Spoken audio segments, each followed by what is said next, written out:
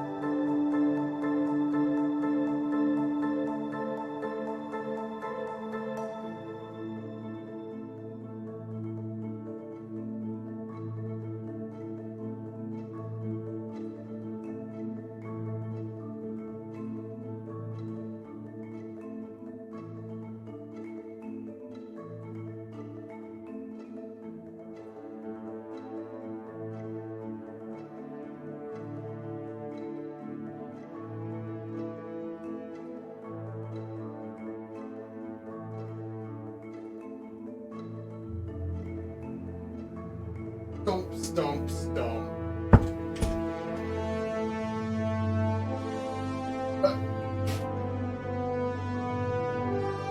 Things. My glasses. VR things everywhere. 3 microphones. Why do I need so many microphones? I'm getting rid of those on eBay. Correct. Board specs. Yeah.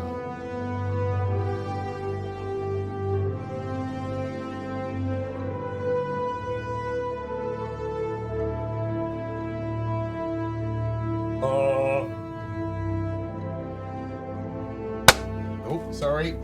Repairs.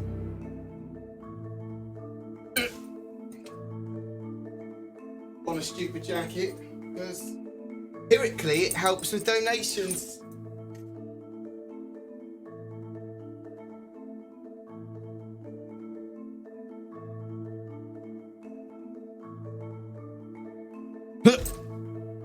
Ugh. Quit it. God damn it.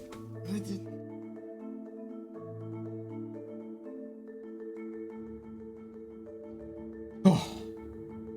Right. think we're good. Good chat button. Is that good? Cool. Or at least there. Some capacity. Bit more. Hey. How are people doing? So I'll look through chat quick. As I was out of my room. My cat really needy at the moment. So I've been giving her extra strokes and pets and scrats. Neighbour's cat eats all of the food in my house. I'm not just talking about the cat food, okay? You know mushrooms are dangerous to cats, apparently, yeah?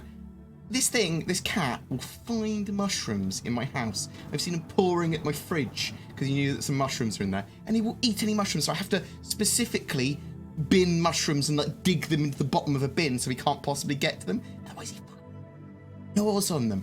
And I love my Chinese food and stir fry and stuff, so I got a reasonable amount of mushrooms around the house. It's monster. He's literally a monster.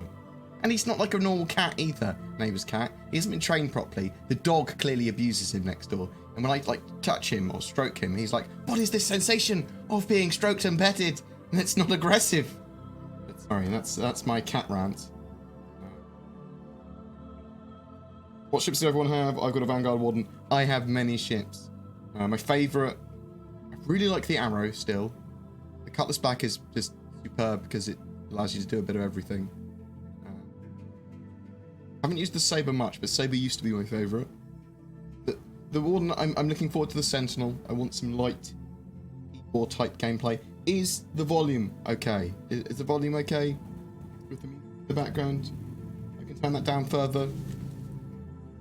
People, if it's too loud, turn it down just a bit, just in case. We're going to be playing some 3.6 in a bit as well. I'm just going to chill and chat. You have some sleep, or you in the verse since yesterday? No, I've had a reasonable amount of sleep. I played other games as well. I played some Apex, some Overwatch, Legends, Teamfight Tactics. I quite like auto chess because it's pretty chill. When is Squadron coming out? Squadron 42 episode 1 currently has a beta planned, feature complete for end of Q2 2020. That might be delayed. There might be features that get pushed back into the next quarter or whatever, or next 2 quarters. It looks to me like we will have a release date potentially given at this year's CitizenCon. So around the 23rd of November this year, expect a release date to be announced. And I think that they might be trying to aim for the end of 2020. That is reasonably optimistic, but I think that it's very possible. Tricksy little hobbitses. Oh, Bored. What do you think will be at the Aegis event in August? So I think it will be like a concierge event, so sort of like a little private-y type dinner. So you go there, you go to a restaurant, you have some food, a little bit of an office tour, and lots of chat with Chris and some of the key members of staff. They'll be able to chat to each other and get some questions in. Nice little intimate affair. When it comes to announcements, I suspect that they will be the first people to see the new Aegis ship. I'm assuming it's a ship and not a vehicle, although it could be a vehicle. Because we just saw the Anvil Ballista, a ground vehicle released. It could be something that is straight to flyable, straight to drivable. I wouldn't be surprised if everyone that's going to the event gets one for free or something, or is able to get one straight away there. And then I suspect late that day or the next day it will be announced to the rest of us. But it'll be either a new concept ship or a straight to flyable ship or vehicle. A lot of people think it's going to be a carrier to rival the Kraken by Aegis. It is an Aegis concierge event.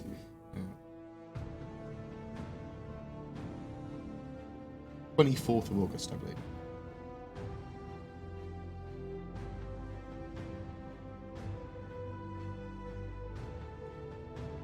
How long does it take to get to Ollie?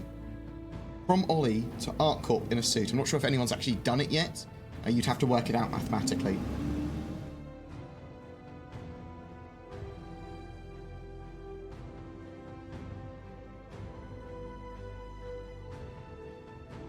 It would take, I'm assuming it would take a lot longer than 3 months. It might take years. It might take hundreds of years. It's a hell of a distance.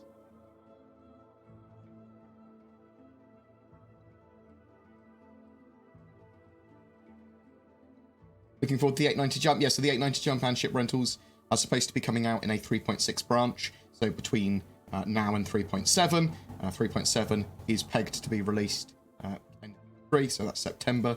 So I would hope that we would have the 890 jump and ship rentals in by the end of next month.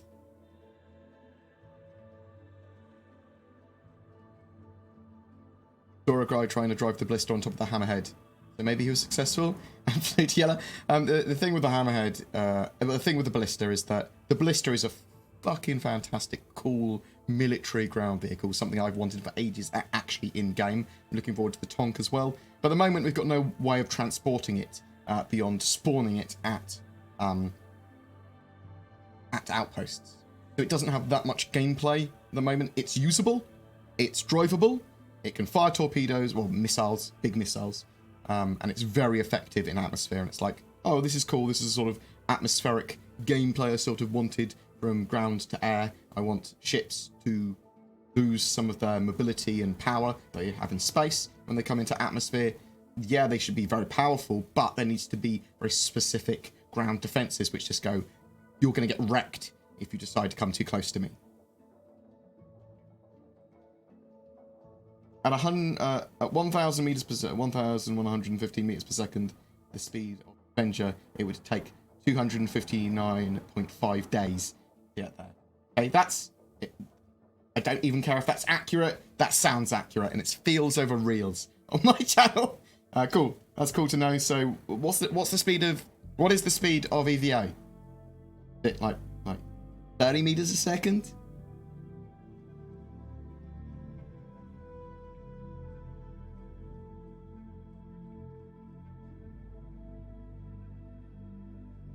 With the Redeemer, the Redeemer was an Aegis dropship. Well, it was an Aegis gunship dropship, sort of like a hybrid between the two. I know sort of gunship is a hybrid anyway, but it was very hybridy, being both a dropship and a gunship. That's now being entirely reconcepted as a gunship, as a pure gunship, more about the gun. And it might not be Aegis anymore, but they are working on it. So, why is the Valkyrie so goddamn expensive? Because it's got a very focused role. It allows you to carry like 20, 25 people around the verse as a dropship. It's military spec. It's got a lot going on with it. It's very powerful. It is expensive though. Getting it in game though, and you can get it reasonably affordably in game now. I mean, a lot of people will be able to get these before server resets and stuff like that. Why is FPS dog shit compared to 3.5? So they're still working on the first person frame rates. I'm not sure whether they even refer to it. The frame rates, there are performance issues in 3.6. I don't have that much in the way of performance issue until I go to somewhere like a busy Lorville or a busy Levski. I'm gonna buy Then I get a reasonable frame drop, but it's still reasonable. Still better than pre. Still better than pre object container streaming. So take it as you want it. Take from that what you want to, but it will get better. Like they will be working on it for that 3.6.x patch. Been loving your videos since forever. Thanks for making them. Thank you very much. Very much appreciated. Hover mode is out to kill me, Jake Shear. I probably will do a video on hover mode later today.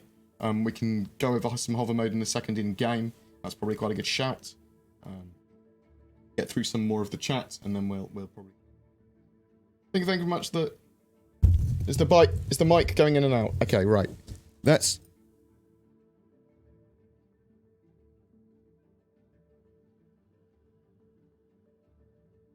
You shouldn't have a problem with my mic cutting in and out anymore. Apologies if it's fading. I'll endeavour to get closer to it.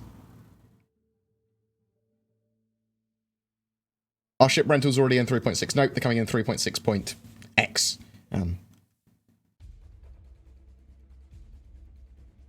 Board, have you seen Starbase yet? And how big of a part of Star Citizen do you think ground warfare will be? A very big part of Star Citizen and Squadron 42 now. The Ballista was confirmed to be in Squadron 42. That's probably one of the reasons it was ready for in-game now. I think ground's going to be a huge important part of Star Citizen. Almost as important as space in general now, because of the way they've sort of merged them together. Star Citizen is a first-person shooter game where you drive spaceships, and spaceship combat and space traversal and all that is a heavy part of it. It is no longer you are a spaceship sort of the game, because in a lot of games, when you get into a spaceship, you become the spaceship. In Star Citizen, you're still the pilot of a spaceship when you get in the spaceship, and you can get out of that chair anytime you want. And it's sort of like differential there. But it obviously is primarily a space combat game. Although that's more Squadron 42. Star Citizen's sort of like feature bloated and crept up to being a... You can kind of do anything you want. You could just live on a planet. You don't have to go near spaceships if you don't want to. You'd be cutting a huge portion of the game out for yourself, but it is very Second Life-y and social experience-y now.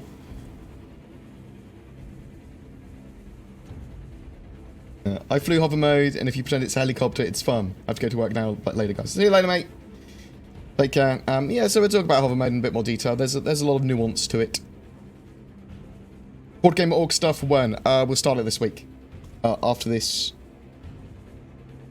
I either start some stuff in the works either later tonight or tomorrow morning. Arrange some BoredGamer playings and getting B-roll and stuff like that. If anyone wants to help me with that, Zen's going to be around as well. How do you feel that Star Citizen did not finish the Bounty Defender, and they brought out the Ballista? Well, the Ballista was needed for Squadron 42 Episode 1, so they already had it done.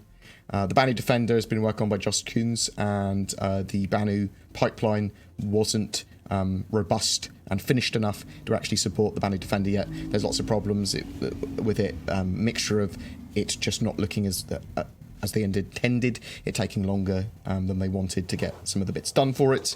It's a new ship pipeline because it's alien, so disappointed by it because I really want to see the Banu stuff, and it will start to then much more rapidly lead into them being able to do the merchantman. I'm surprised they didn't try and have it out in a 3.6.x patch, but they obviously went, look, it's going to be a while, we're not ready for this pipeline for this type of ship. Once Elon's Neuralink is available, are you looking forward to playing Star Citizen with your mind? I don't think the Neuralink will be commercially available or publicly available for that sort of thing. It'll be like multiple generations down the line before people will get any form of proper brain computer interface. The Neuralink, is the way I understand it, is more for helping people medically in the shorter term. It's obviously the first step towards brain computer interface, but it's sort of like more helping people to speak again, helping people to see again, stuff like that. It's more of a helping reprogram the brain and that sort of stuff. I know that Elon Musk is terrified that AI is going to take over the world, so his idea is to interface and merge with AI and use it as a tool rather than just go, there you go, AI, do what you want. But then, do we risk us becoming the dangerous AI that Elon Musk was terrified of? Will we be able to buy the Javelin in game? Yes. How much do you think it will cost? A lot. It will take an org a while to grind up for it, a big org. Show the cat. I don't really let the cat in this room. There's too many exposed electronics and stuff like that. She gets lots of scrats and stuff constantly, but she's not really allowed in this room. You need to show the cat in the chat. At some point, I do have a GoPro.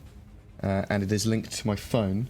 It's something I'm taking to CitizenCon. I literally just bought it.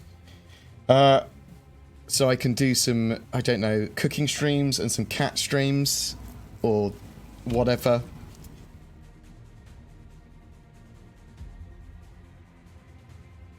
Hey board, just wanted to know when will purchasing ships with UEC be permanently added to our accounts? Hey Malara, what an interesting name, and then lots of characters I don't understand.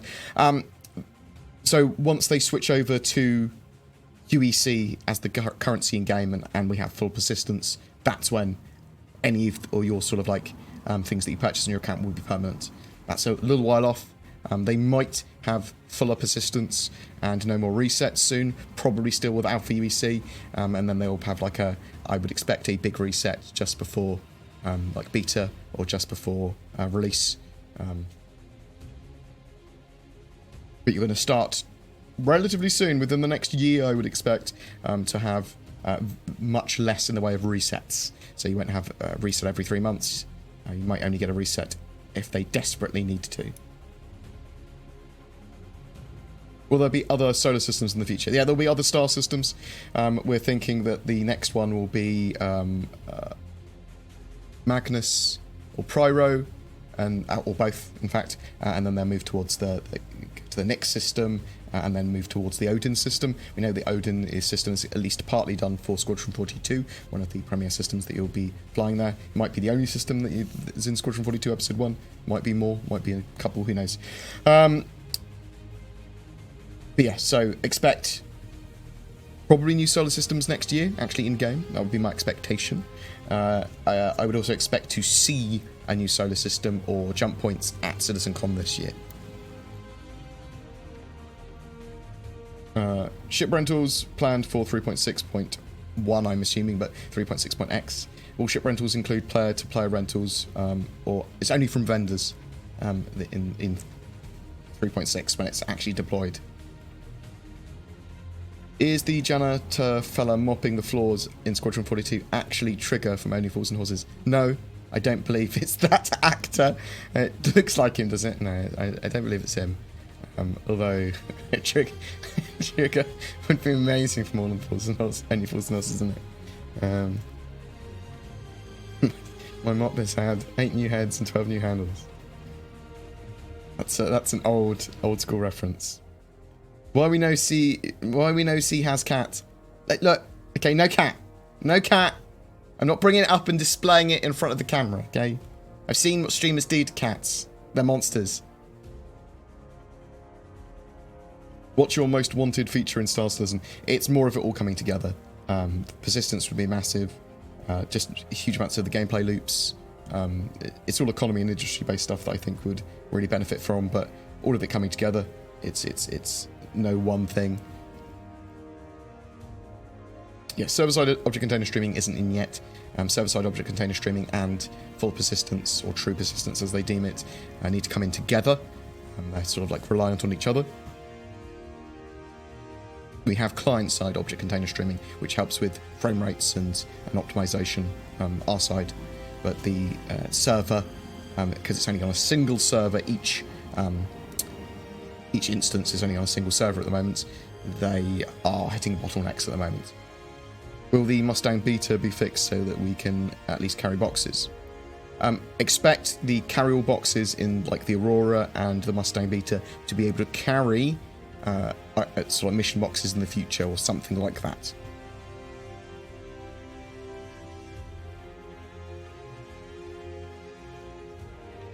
What's all the gun clipping, especially with the GT series Gatling guns and the Hurricane missiles in some ships? I don't know. I'm not entirely sure what you mean. I feel the Star Citizen community has this habit of expecting unrealistic things from Star Citizen, making me feel that no matter how good Squadron 42 is, it'll never be good enough. Well, and will not sell well. I think it will sell particularly well, Bjorn. I think it genuinely will. Those sales figures will never be enough for some people. Some people have massively unrealistic expectations. Some people don't and just say that they do. And some people are just trolling, all that sort of stuff. So you're always going to have a minor amount of people that sort of like hit every kind of category that you could think of. And some of that is going to be they have wildly unrealistic expectations. Some of those people are just going to be like, nah, it's not good enough, whatever. I don't like doing voices for other people because I don't think it's representative of people with genuine views. So apologies for that. Yeah, There's some people that have massively unrealistic expectations of Star Citizen. There's a lot of people that just have differing opinions and differing views on how mechanics should be integrated and sort of like the different hype for them. And yes, it is technically unrealistic because there's like 30,000 different points of view on how mining should work and expectations of what that will eventually become. And not everyone can be right. Can you fire the new ballista out of the back of a Starlifter? Yes, you can. I think it might be dangerous because of the way signatures might work in the future, and obviously if you turn as a missile's firing or something, you might hit the missile internally, although it probably wouldn't be armed until it got a little bit further out of the ship. But yes, you could technically fire it out.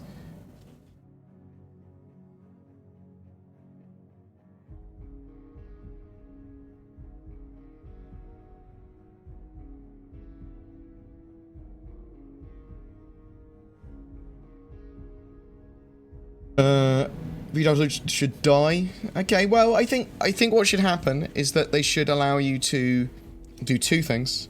I think that should be a double toggle. So I want a toggle for VTOL.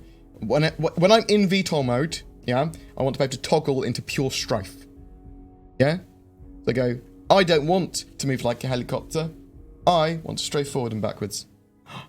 How fucking novel. How fucking novel. Eh? Pure decoupled strafing. That's all I want. We have to choose that at will. Is a Pioneer still worth it? I don't know what you mean. Buy it in game. It's an incredibly expensive ship. There's no way that some of these super expensive Star Citizen ships are worth it. Beyond like $100, I don't think any of the Star Citizen ships are worth the money that they are. You buy them if you have large disposable income, you want to support the game further, you want to pledge to get something, whatever. But it is for game development that you should be giving the money rather than massive advantage. Sure, it encourages. It's very encouraging to get those sort of things, but...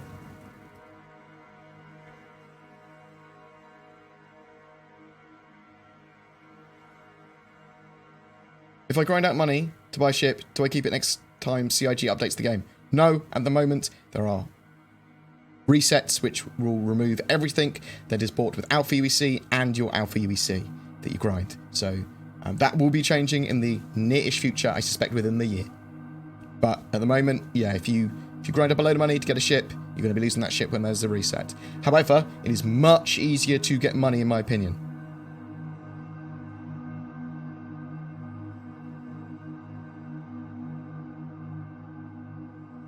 30 ms, 30 meters a second, one-way trip from Port Olisar to where do we say one of the planets? So Hurston would be around 26, 27 years. Ish, maybe. Someone do it. Stream it. VTOL is bad, lol. What do you think of balancing the hover of ships not becoming turrets just off the ground, but by making it burn fuel at a ridiculous rate? Yes. Okay, so these are some of the things. This is some of the problems with Star Citizen. They implement something like hover mode, but they don't have all of the systems in place to support it yet and to have it properly balanced. We need physicalized components. We need fuel consumption working properly and refueling and all this sort of stuff. So yes, VTOL, basically, I want ships to sort of go into a hovery VTOL mode, but it's still strafey. I don't want it helicoptery. I want it strafey and auto-balancy when I'm in hover. Yeah? And I just want it to make it feel like my ship is weighted and heavy in atmosphere. Make it so that if I'm going really slow, I sort of more hover than not. And then just have me strafing. That's what I want. I'm sure people can... You're more than welcome to disagree with me. But I don't see much use of the novel sort of helicopter flying. Personally. It's just frustrating. Once you get the hang of it, it's not awful. But I still occasionally make an error, especially in a ship that's exactly the same fucking size as the hangar I'm trying to get it into. I've not seen Starbase yet, though. I've heard of it, but I've not seen it yet. Yeah, so they are planning to make procedural roads and procedural rivers, but also, I suppose, hand-placed roads as well for some of the cities and some of the areas and planets and stuff on game. Can you still use a HOTAS with horde mode? Yeah. Do you think CIG, knowing I'm on holiday this week, released a buggy mess of a game? Lol, just kidding. Not kidding. Lol, troll joke? Question mark. 3.6 is significantly better than 3.5. And it needs work. There are problems with it, especially with performance. And there's certainly some bugs with it. It's going to probably be almost always the case with the alphas until sort of like Squadron 42 is released. And then I suspect much more stable builds after that, because a lot of the core of the game is sort of like done at that point. So it's in a significantly better state than 3.5. Pretty enjoyable.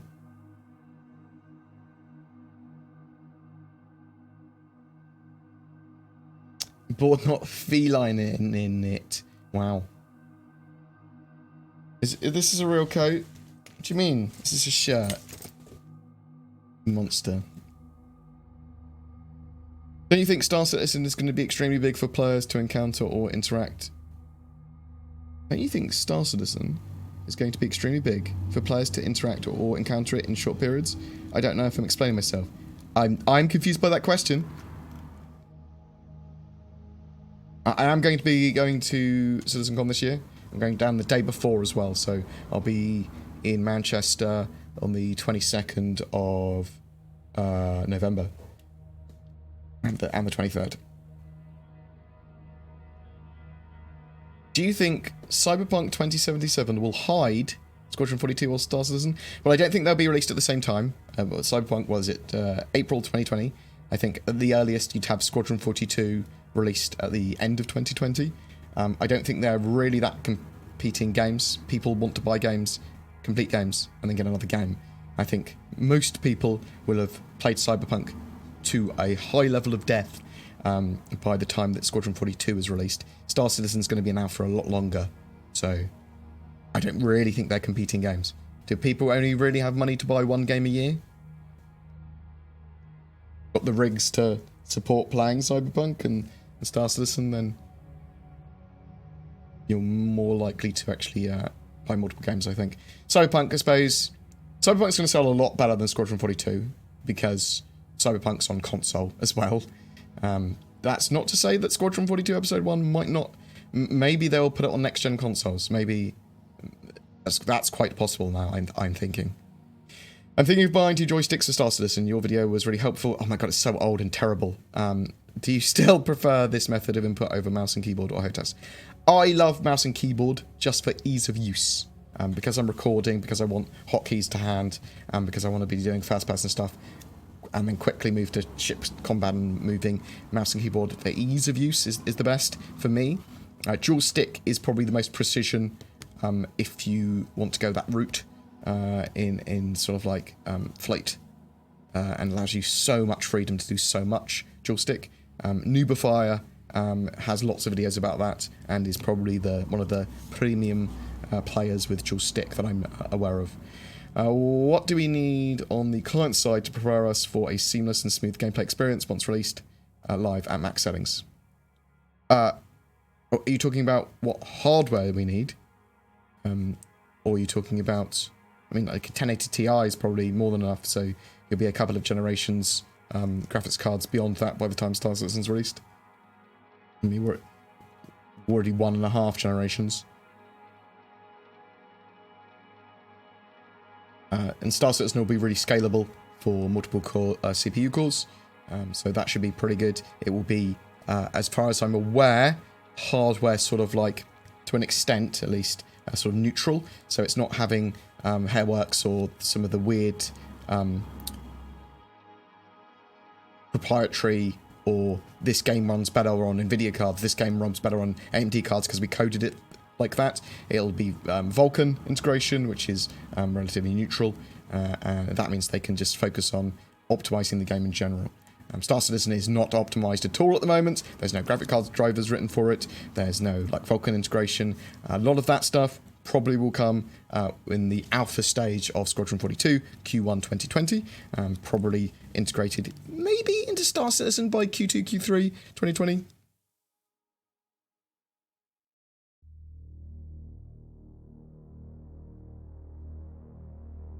I'm just worried about the game running correctly. I mean, it's a totally valid worry during the alpha. Lots of problems, lots of bugs.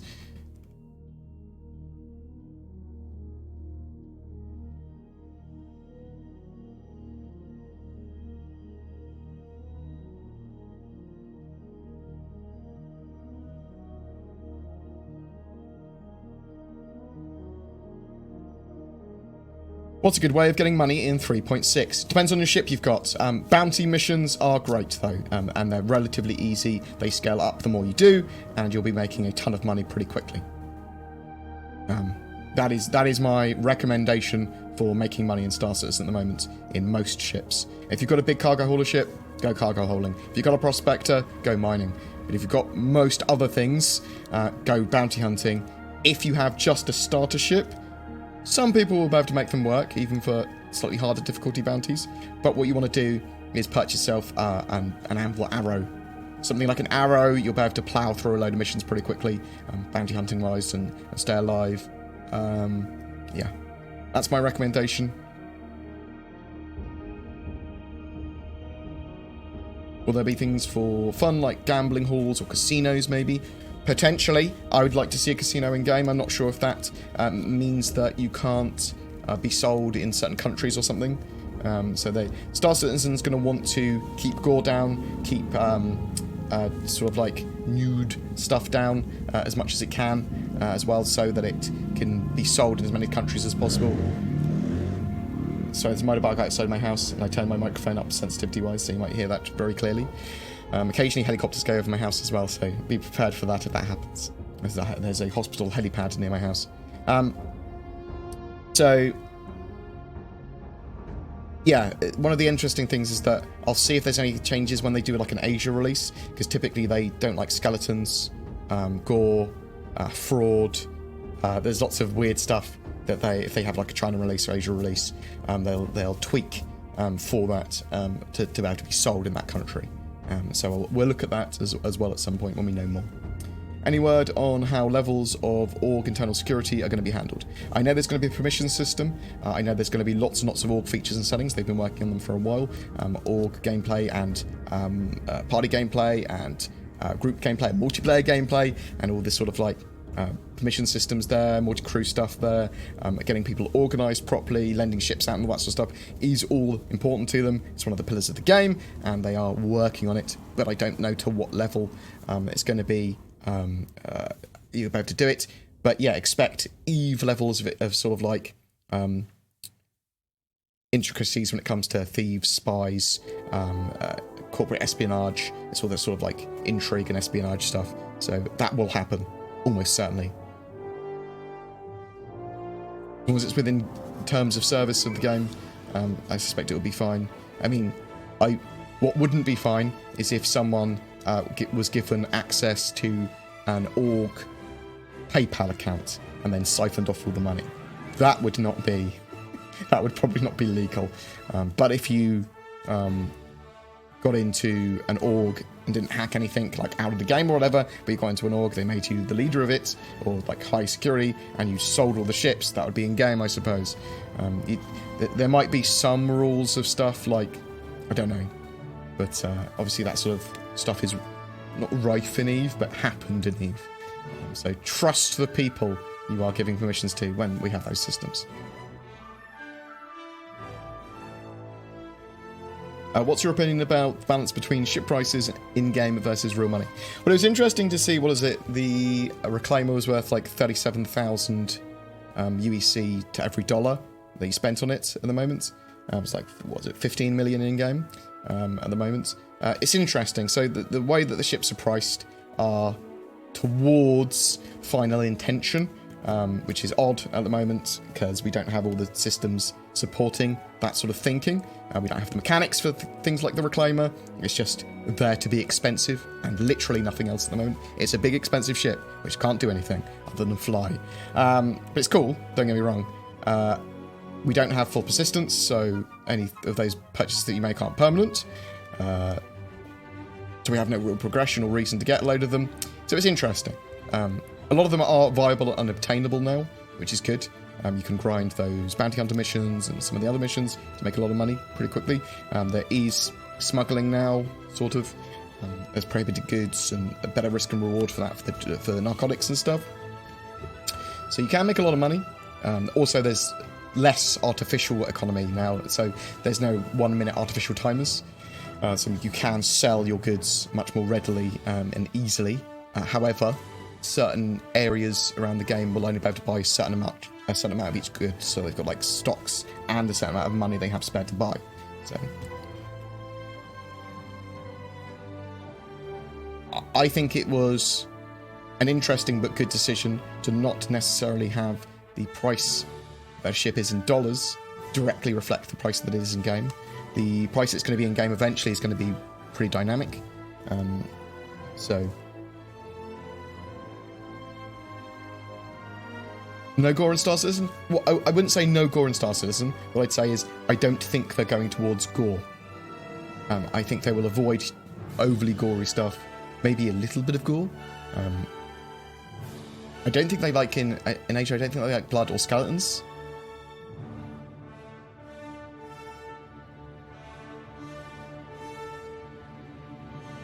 Bored. Why release the blister before the Starlifter? Really fucking good question. So it's because it was ready or whatever for Squadron 42. They obviously needed it for Squadron 42, and it was, you know, they built it out. So they went, well, let's put it in. Let's put it in Star Citizen. Let's show that we're going to do some of these ships and vehicles straight to flyable, straight to drivable. I suspect we will see a little bit more of that before Squadron 42 is actually released. It's annoying that you can't transport it around. We will be able to at some point after they get the Mercury done, probably early next year, maybe middle of next year. Then they'll probably start working on that Hercules Starlifter. Hey Bored, love your face and your streams. I just wanted to ask, is the plan to still be 5% to 95% NPC balance? It's 10% to 90% NPC balance. It's one player for every 10 or 9 NPCs. And that's still the plan. The way that Tony Zorovic explained it is that there's probability volumes and simulated NPCs and populations and sort of like encounters and that sort of stuff. It's all going to be tied into the dynamic mission system and points of interest and things that happen to you. But there's sort of like if you're traveling from point A to point B, there's probability volumes and sort of like percentage chances based on those that a pirate will interdict you based on the population of the area and what's happening around that. And that will change based on missions and what's being killed there and lots of other stuff. Will there be planets with extreme conditions? Yes. And there probably will be environmental things that you can get either for your life support or for your like EVA suit or for your just protection for your vehicles and ships and stuff. But yeah, there will be environmental hazards, there will be environmental conditions and extreme conditions, and I've already talked about that previously.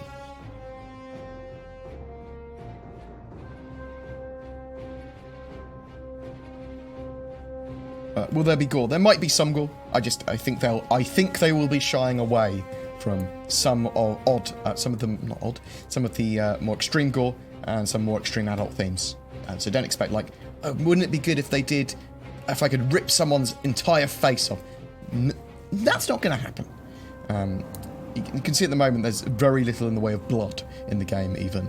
But even if they do have sort of like extreme damage that you can take, I suspect that it'll be sort of like not too much in the way of Doom levels of gore. The roadmap mentions an overhaul to doors. What exactly does that mean?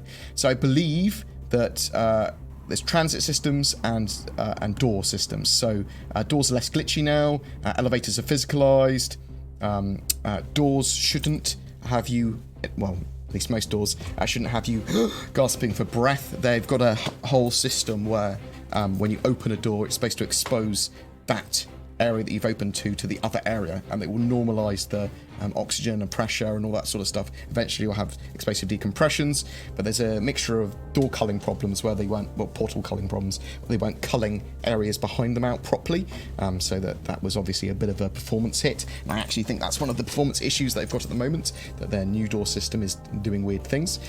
But yeah, there was lots and lots and lots of quality of life things to do with doors and transit systems in 3.6. What happened to Org 2.0 and other stuff? They are working on it at the moment. It's something that I think might sort of like be dropped in and not on the roadmap. So like something maybe we'd see starting towards CitizenCon again. Decompression mechanic, shrug. That's the plan. I believe they're supposed to have explosive decompressions. If you open up a door or a part of a ship explodes into a vacuum.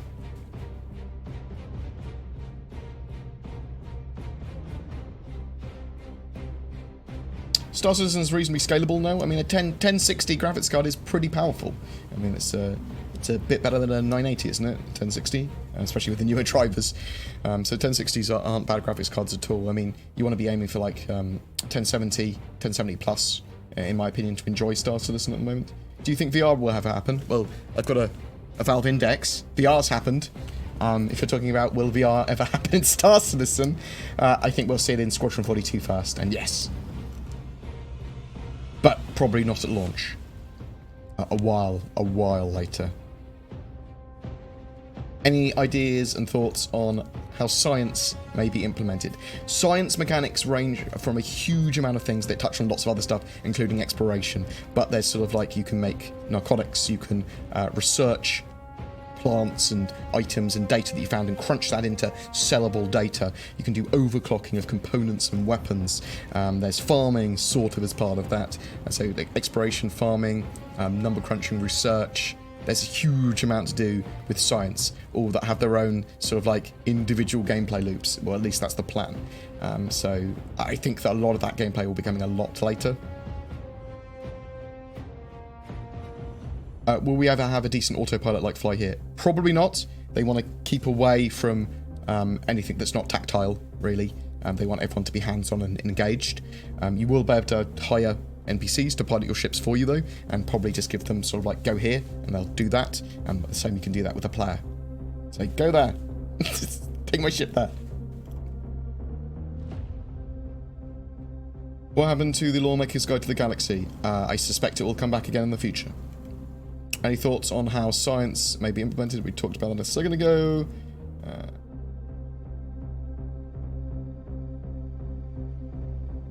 Will 3.6 be the last update this year? No. So we got 3.7 in September, and we've got 3.8 end of December. That's the current, or mid-December. That's the current schedule. So 2 more major patches this year, and some interim minor patches as well. So there's going to be another 3.6 point X patch with some major updates being the 890 jump and ship rentals, as well as probably some quality of life improvements. I would expect the VTOL toggle mode as well.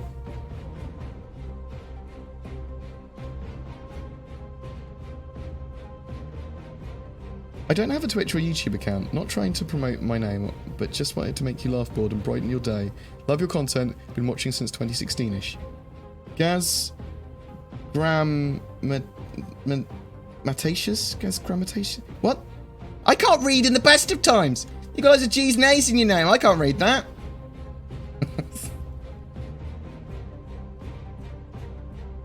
By your boots on Bryro, apparently the floor is lava. Well, Bryro's a sun, isn't it? Bryro system.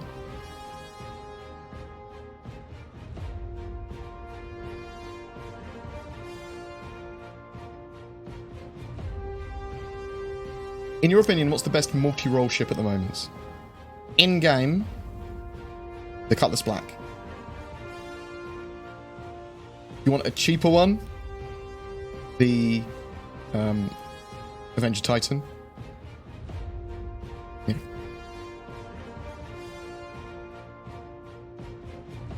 Is hover mode getting some more work? Yes, as is the flight model in general. I have real problems with it at the moment. Yes, no shit. I think a lot of people do. A lot of people, some people don't. And I was watching a very smug few just go, yeah, good scrub. Is basically what they're saying. Look, okay. I don't mind some difficulty to maneuvers and to stuff like that. The flight model with hover mode, when you're trying to land, doesn't add much in the way of fun to the game. Okay? Or maybe realism, whatever the fuck. But it's just a bit tricky to do. And yeah, you can learn to do it, and we can. I'll do some in a minute. We'll mess around with hover mode, and we'll talk about it, and I'll make some mistakes on purpose. Obviously, that's a really good way of setting that up. Oh no, I did this on purpose to show you. But we'll talk about that. I'll probably do a video today on a guide to hover mode, and then we can talk about it, because I think some of the stuff of hover mode is good, but I do want the ability to just strafe while in hover mode and do little minor adjustments and go down. Nice and simple. Like, I want to go, I don't want you to helicopter anymore. Don't helicopter forward. Auto-stabilize. If I hold X, in fact, if I hold space brake, I want to then be able to just strafe left and right. How good for fucking would that be? Hold X, so you level, your ship doesn't move forward or anything, and then it puts you in 5% strafe, so you can just go land. Fucking perfect. Oh.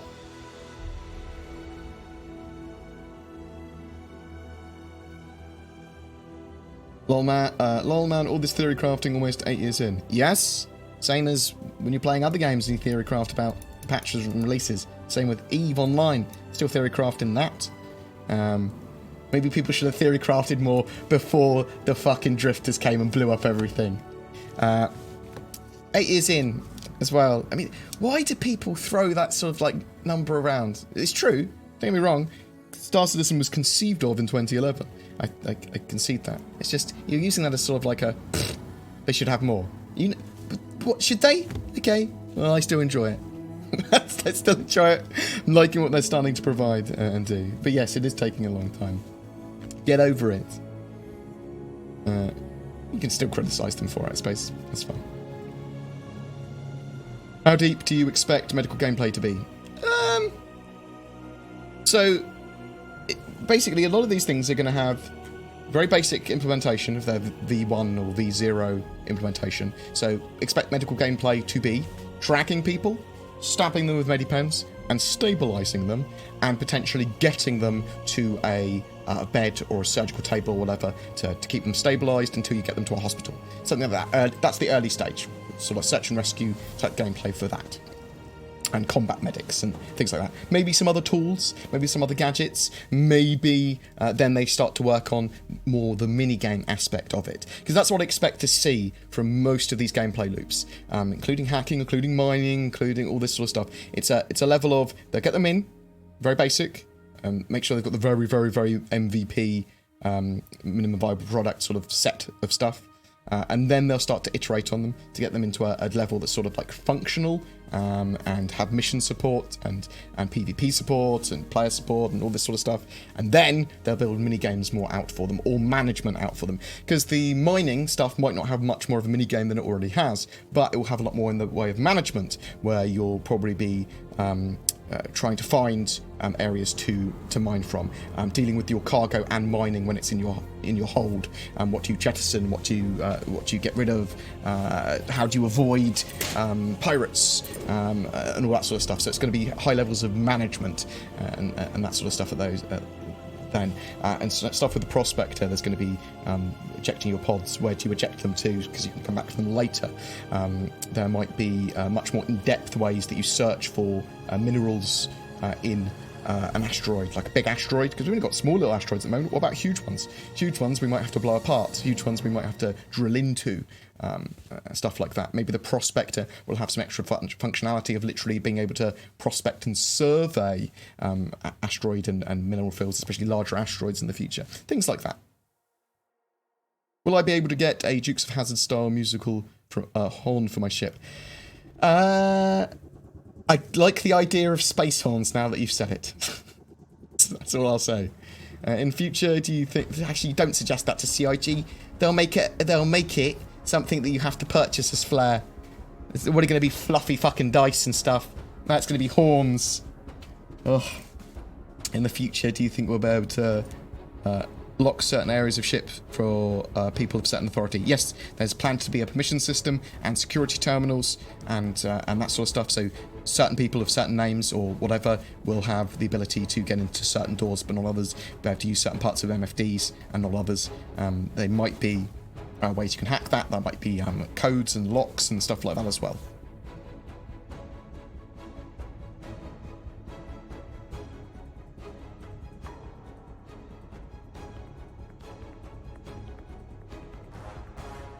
Flight model sucks. The flight model's okay now. It's getting better. It's alright. Hover mode sucks, in my opinion. But, again, on paper, it's not awful on paper. They can fix it. I just wanted ships to not super dominate atmospheric flight. I wanted them to feel heavier.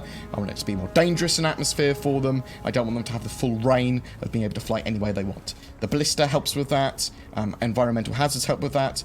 A system where they feel heavier and can get shot out of the sky, or systems don't work as well, or whatever, can help with that. Hover mode is a good idea, but at the moment I don't feel its implementation is great. Are leaders working? Will there be big alien creature raids?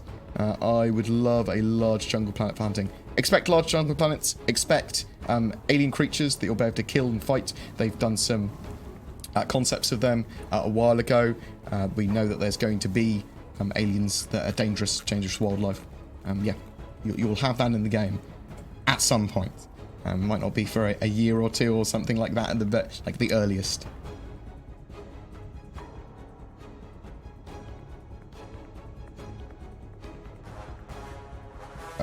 In the background, footage shows someone opening a panel and overriding a door. Will that be able to be done in the PEU? I believe so. Yeah, there's going to be a hacking system. There's going to be physical components as well, so you'll be able to remove batteries and items from ships and repair things. So the idea with some of the stuff they were showing there was that he welded open a vent, but earlier he got a battery from one area and put it in another to get a door operational. Expect there to be missions like that, yeah, in the persistent universe. Expect there to be potentially people switching out components on the fly when they get damaged. I mean, it's going to be repair and maintenance for larger ships.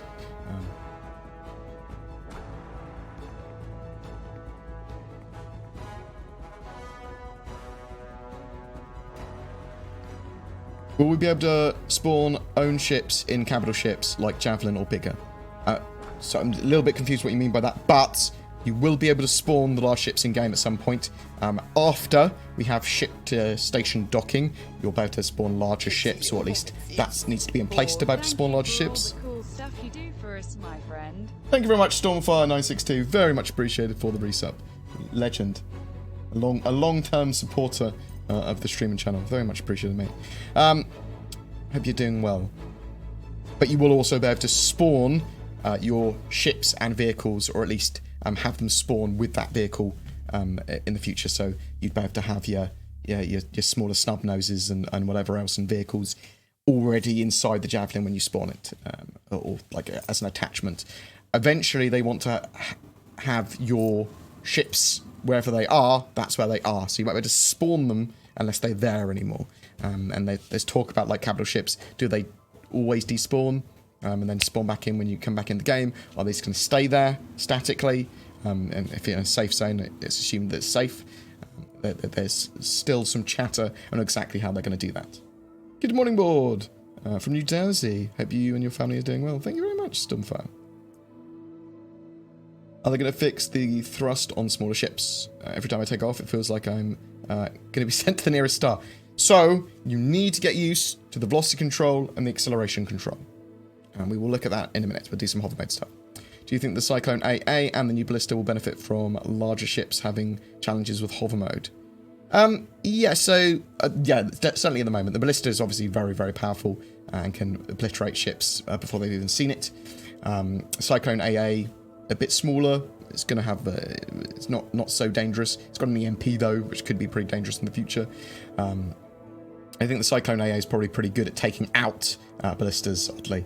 But certainly at the moment, ground vehicles have got a larger advantage with that hover mode.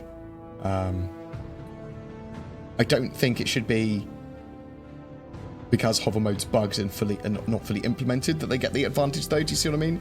Like there's tweaking that needs to be done to that.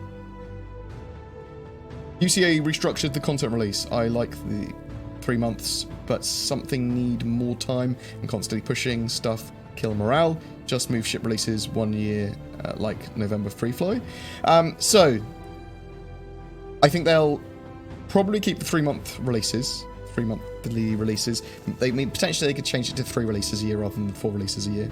Yeah, I think they'd probably keep to 3-month releases. I think what they try and do is make it reiterate that it's going to be time-driven where possible, but sometimes features that they've got planned will push a release back a bit, and that's just going to happen until they've got server-side object container streaming, full persistence, and server meshing in. And those are some of the things that are going to go. We are going to have to wait an extra 3 weeks for a live build because we're trying to get this feature in, and we thought it would be ready, but it's not. I think we're all aware of that now. I don't think it's that demoralising. We know about it. It's the nature of Star Citizen. Hopefully they get better at it. It's also potentially likely that they could go, no, we're just going to aggressively cut features if they don't make the cut, and it'll be just pushed to the next major patch. So 3.7, oh, this isn't going to be ready, this isn't going to be ready, bam, that's in 3.8. We'll release at the end of September without fail.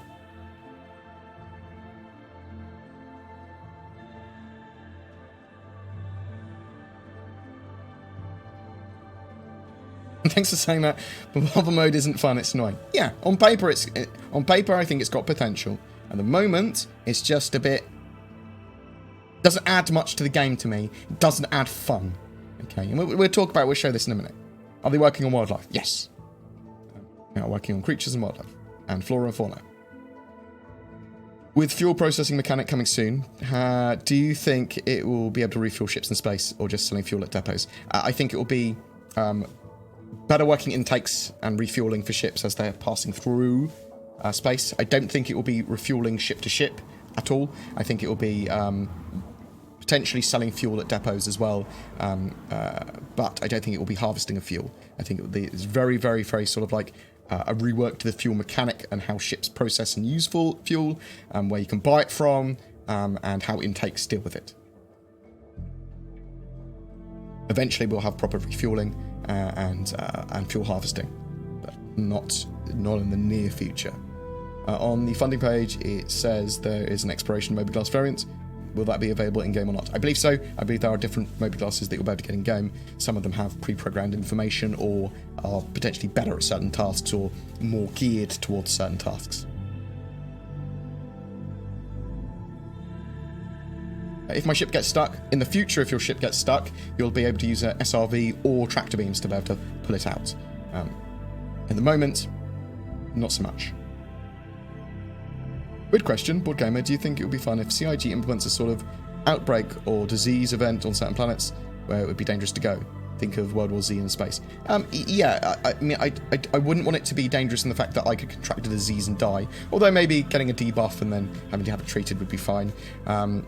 Yeah, I suspect that there will be things and events that happen in the game that affect the large-scale economies and the missions in an area. Outbreaks of disease, attacks by Vandal or other aliens or pirates or whatever. Yeah, I expect that to happen. Again, that's far in the future. When the game releases, do you think it will come with a subscription? I think that they'll still have the voluntary subscriptions, but I don't think that will give massive in-game benefits or anything beyond flair and like maybe access to like a subscriber's lounge in-game, things like that. So purely aesthetic and not game-breaking things.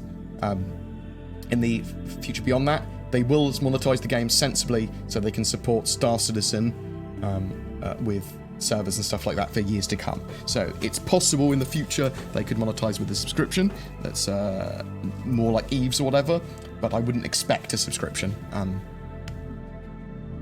They're planning to sell the in-game currency. I think that might be enough for them. But when I talked to Aaron about it, he said they will consider anything for the future based on what's sensible for the game, basically. Is Widow and mining profitable this update? I haven't tried. Drugs and narcotics, much more profitable than they were. However, I think they should be a lot more profitable because there's a lot of... With the new law system and getting scanned quite regularly and it being a bit of a danger now to smuggle, I think they should be even more profitable, significantly so than they currently are. Mining's profitable still, yeah. Cargo hauling works a lot better in my opinion. It depends on what sort of stuff you're after cargo hauling wise. But if you're looking to sell medium amounts of stuff from one area to another without having to spend half an hour clicking, then I think the economy works a lot better. You do have to move around a bit more because some areas can only have a certain amount of money. In the recent Red Bull Levels video, actually in the older one, they just reused those pictures. They had cruel drawings of alien creatures. Yes, I've actually done a video on that a while ago.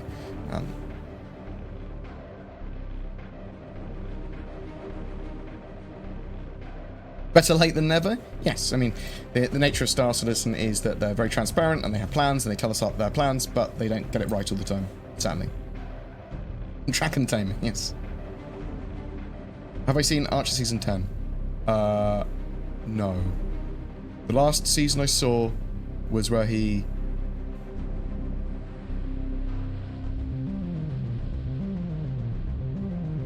Dutch and Noir. It's the one after when he's having the fever dream after being shot. Last season I've seen. Has the CIG said anything about the multi-tool usefulness? I believe they said it could be a welder repair tool. It could be used to open things. I think it's supposed to be used for mining as well, potentially. And did it have a push-pull function as well? BoredGamer, I hope you're doing well. Are you? Yeah, I'm doing alright. Thanks very much, Curveball. I will be grabbing a 2080 Ti at some point during the week. That is my plan. By the end of the weekend, I will have a 2080 Ti as the plan. Got a 1080 Ti at the moment, but 3.6 is very payable. Want to start playing a lot more gameplay during the week. Let's take this fucking jacket off. Sweltering. Yeah, fucking. Ugh.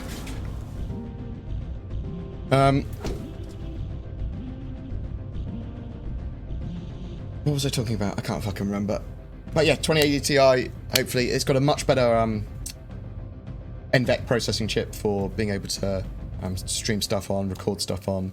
It will affect my frame rates less, should have better frame rates in general because of the card, all that sort of jazz. Are you never on the Redacted podcast anymore, Board? I needed to contact Saurus and see to get back on at some point. I've been super busy. The podcast was never an appropriate time for me, ever. So I had to sort of make concessions for it. And then, obviously, I got busy. So I was like, take me off it for now. But I never really... I've been on a few times since. I stopped being on it regularly, but I do need to contact those guys. It'd be awesome to have a dog travel companion to have you through deep space. Yeah, but what if your ship explodes or someone shoots your dog? Like, there's things they need to think about. In the law system, currently you get scanned quite often, and as far as I know, there's nothing that you can do about it unless you want a crime stat. Will there be a way to conceal your cargo later? Yes, there will. So you'll be able to get cargo containers or shield stuff or hide stuff on your ship. Yes, lots of different ways as far as I'm understanding. Potentially some ECM and spoofing stuff that you can do and e-warfare stuff. They talked about having occasionally people inspect your cargo, coming aboard your ship, stuff like that as well. So it's harder and harder to hide things. Depends where you go. Again, that's coming later. This is the first stage of this mechanic. Have you seen any specs, dimensions for the interior space of the 890's hangar? Only a couple of pictures. No actual specs for the space. I know it can carry two 85Xs though. How many hours of play would a $45 ship be equivalent to? I don't know. I could work it out at some point. It changes from patch to patch, and you could grind bounty missions would probably be the easiest way of doing that.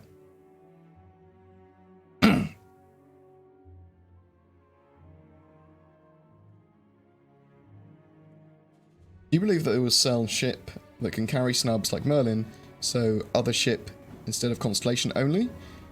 There will be other ships that can carry snubs, yeah. Just park them in the hangar. Are you talking about that can parasite dock like the Constellation? I think the only ship that's going to have the parasite docking like that will be the Constellation. And I also think that CIG regret having parasite docking like that.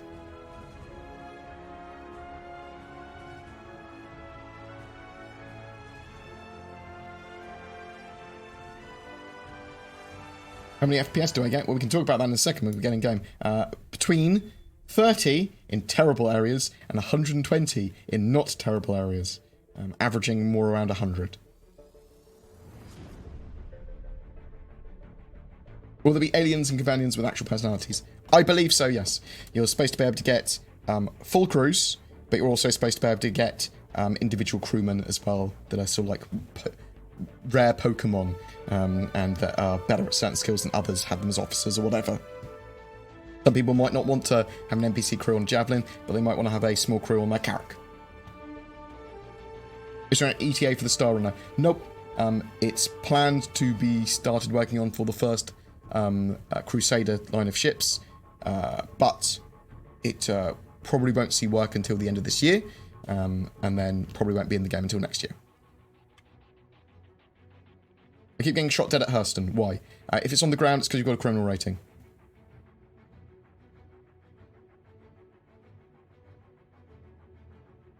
Security guards will shoot you.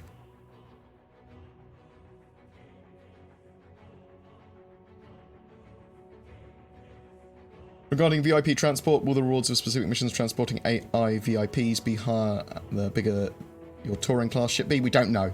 I would expect that with an 890 jump, you could take missions that would allow you to larger, more profitable VIP missions, though.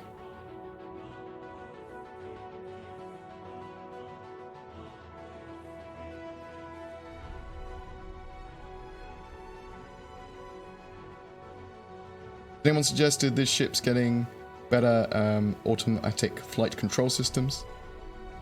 Helicopters can hover, but why not in this game? Well, they can in this game when you hold X, but then you can't land them properly when you're holding X. Hey Board, the patch notes say the new hacking terminals to rid yourself of crime stats other than service security post Korea. Where are they? There is one on Hurston. They are called security depots, and there is one on Lyria, I think. Yes, there is. And basically they're underground facilities, like we already have in game, but there's a terminal in them, which you can hack in the same way that you can hack in security post Korea. You need a crypto key though. It's one use only, crypto keys, bam, you put them in the slot, hack it down, little time thing appears, occasionally it will say, please press continue, if you don't then it will cancel. And then you'll be able to, after that's done, you'll be able to go boop, and reduce your current stat to 0. However, when you're doing that sort of stuff, when you are doing hacking, counter missions will be generated for other players to come and get you.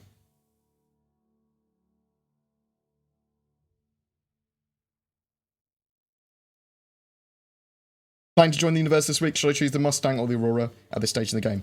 I recommend the Mustang in pretty much all situations, unless you're in love with the Aurora for some reason. I believe it's also worth $5 more if you decide to upgrade it later, the Mustang, oddly. I used Game Glass a while ago for MFDs. I haven't used Game Glass for a little while. I do need to use Game Glass because it's had some updates and stuff for 3.6. So I will do that at some point. When are we going to get accessories for characters like glasses and earrings? Potentially with 3.7. They are updating the character customizer and some of the models and stuff like that for all your NPCs and characters and that sort of stuff. Maybe that will be coming at the same sort of time, being able to customize your character like that. However, I would expect that all of those kind of customizations would be available in-game rather than on the character customization screen. Maybe.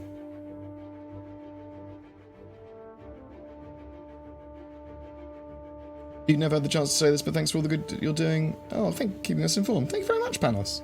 Very much appreciated. Thank you for all the follows and the subs and the donations and patrons, by the way. Thank you very, very, very much. You sexy little bugger. What costume were you wearing just now? This is my little animant costume. It's my Captain Board costume. Hey, love the content. Quick question. How punishing do you think dying will be on release? I mean, do you lose everything? Type of death, or closer to the way it is at the moment? Okay, so the idea that they want Death of a Spaceman to be is that you can die multiple times, okay, and your character gets more worn, more damaged, more battle sort of scarred. You'll see that. There might be damage to your character, your stamina, or whatever, maybe. I don't know. That's sort of like playing that out of my ass. But the idea is that you look more and more damaged. Eventually, if you keep on dying, you will eventually permadie, and then you'll have to create a new character. However, that character is your next of kin, and he inherits everything that your previous character had. There might be some form of death tax. There might be damage to reputations, stuff like that. So you're not going to want to die. Mortality is definitely going to be a thing in the game. They want risk and reward. However, there might be ways of extending your character's life. There might be ways of regenerating your lives by spending money, things like that as well. We don't 100% know exactly how that's going to be implemented, but expect it to be sort of like adding to the game is the idea, rather than being frustrating and bullshit.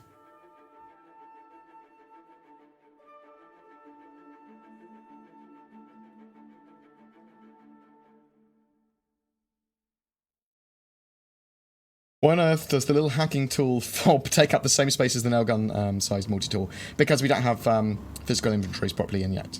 It's all slotted inventories at the moment. It's all attachment points that are not particularly well used.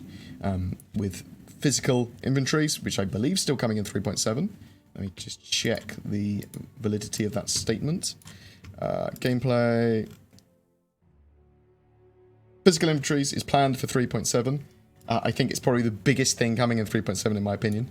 It means that we're not going to have magic bounces of holding anymore. It is also the most likely part of 3.7 that could get pushed back. And polishing or anything scheduled, yeah.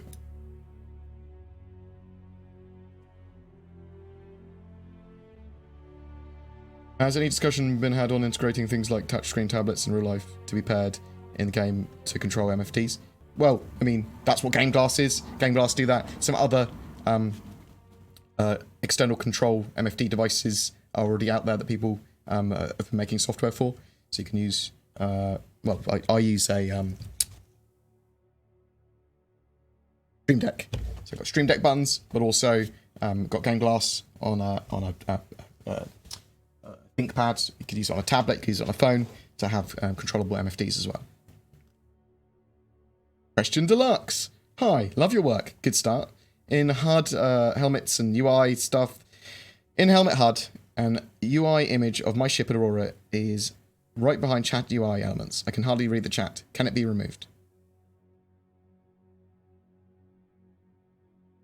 No, not when you're in a ship currently. They are planning to do stuff with the UIs, change the HUDs, change the UIs. They talked about that. You'll be able to... that problem should be going away. And you should be able to read that at some point, but I don't know how to remove it at the moment.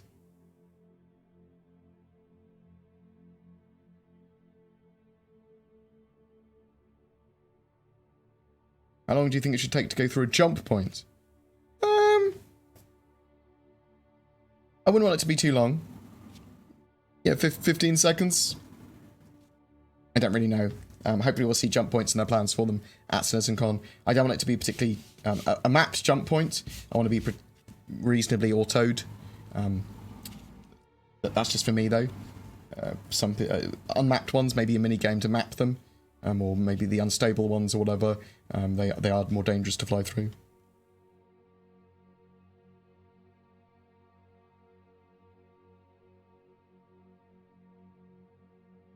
Have you tried holding X and then using right alt and scroll wheel, which is the acceleration control, the thruster control, to power throttle anyway, to lower yourself down? Yes, and that does work.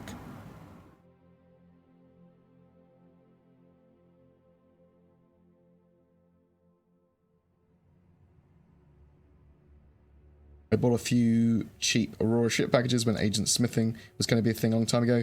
Is agent smithing still being considered? So they've talked about this a few times. It got a bit confused. So we are not sure whether or not we'll be able to jump into our friends' NPCs when they're flying ships. I would love that to be a thing in Star Citizen. We could go, oh, my mate's out there. He's allowing me to use one of his NPCs. So I can jump into his NPC and fly around there. We're not sure if that's being considered still.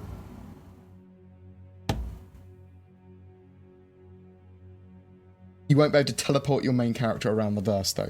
That is not going to be a thing. You'll have to travel.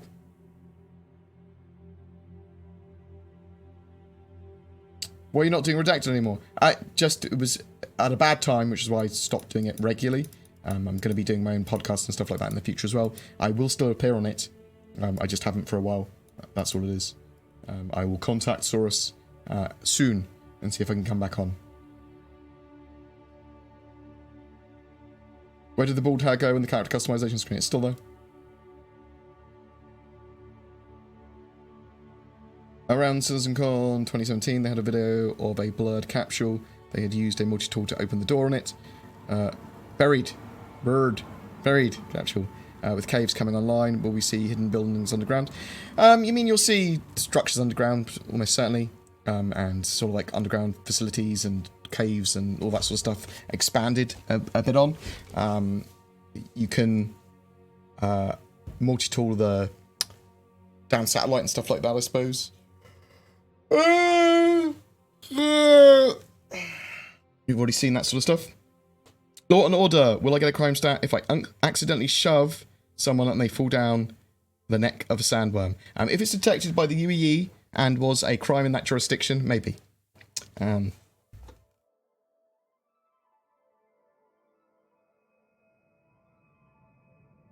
Body modifications. Will there be anything like this as the character won't definitely die at once? So when it's talking about Death of the Spaceman, we'll be able to get pre-body modify ourselves so we don't take so much damage when we die and stuff like that. Potentially. There could be stuff like that. There needs to be money sinks in the game and insurance and things like that for sure. Do you think they're going to reveal a surprise cast member of Squadron 42 at CitizenCon? Quite possibly. Do you think we'll get live cargo that might get out of a ship if we don't monitor the cargo box environment? They've talked about having animals and that sort of stuff on board ships, and that they might need cargo boxes or containers that have a special environment in for them to be able to survive, because different atmospheres and things like that. They didn't talk about them being released on a ship, but I can imagine them being released on a ship.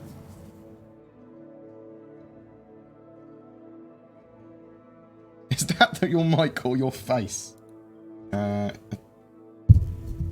This is my mic.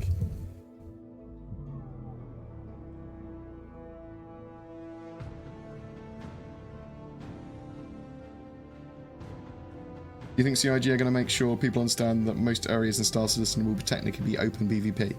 Yeah, they will, but there are also...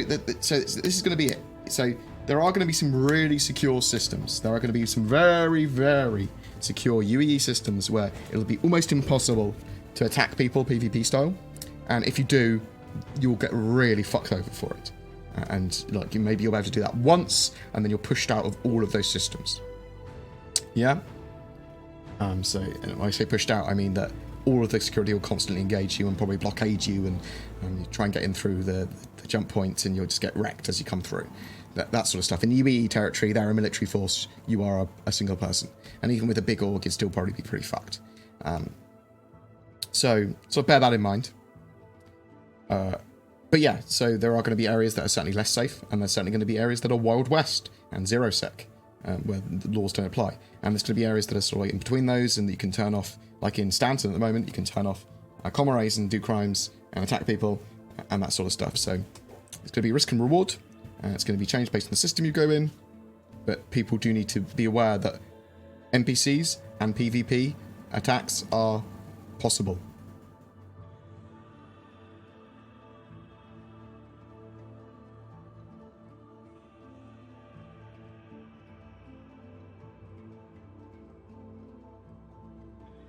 Yeah, jump points will take you to another system incredibly quickly.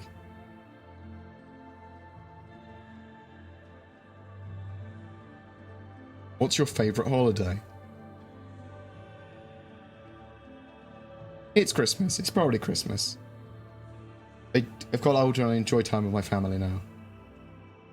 What is a war bond? So when they sell ships, war bond refers to buying a ship at a discount if you're not using any store credit.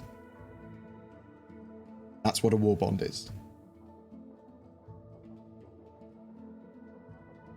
Buy a ship with real money cheaper if you're buying entirely with new real money.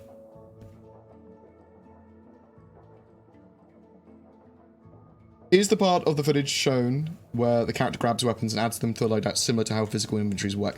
That is part of it, but it will have you using your attachment points properly on your body, having pockets and things like that.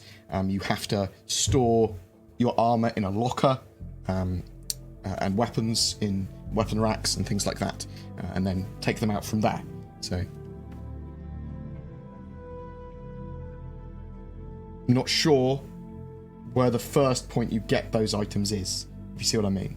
Like, do you spawn them in with the ship immediately, or do you have like a storage container at Port Olisar where you spawn with all of your gear in to start with, or is it after you've placed it for the first time, that's where it is permanently? Well, I'm not sure how they're going to implement that at the very first stage, but...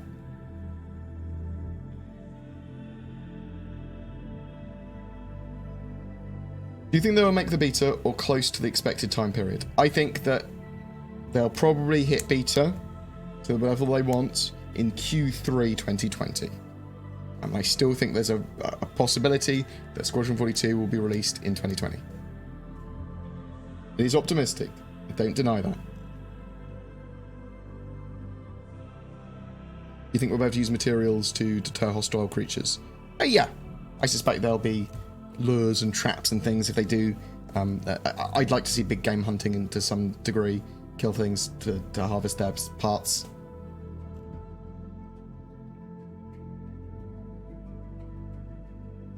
And do you think farming modules of the Endeavour will be a viable gameplay option? I think you're more likely to see ground-based farming first.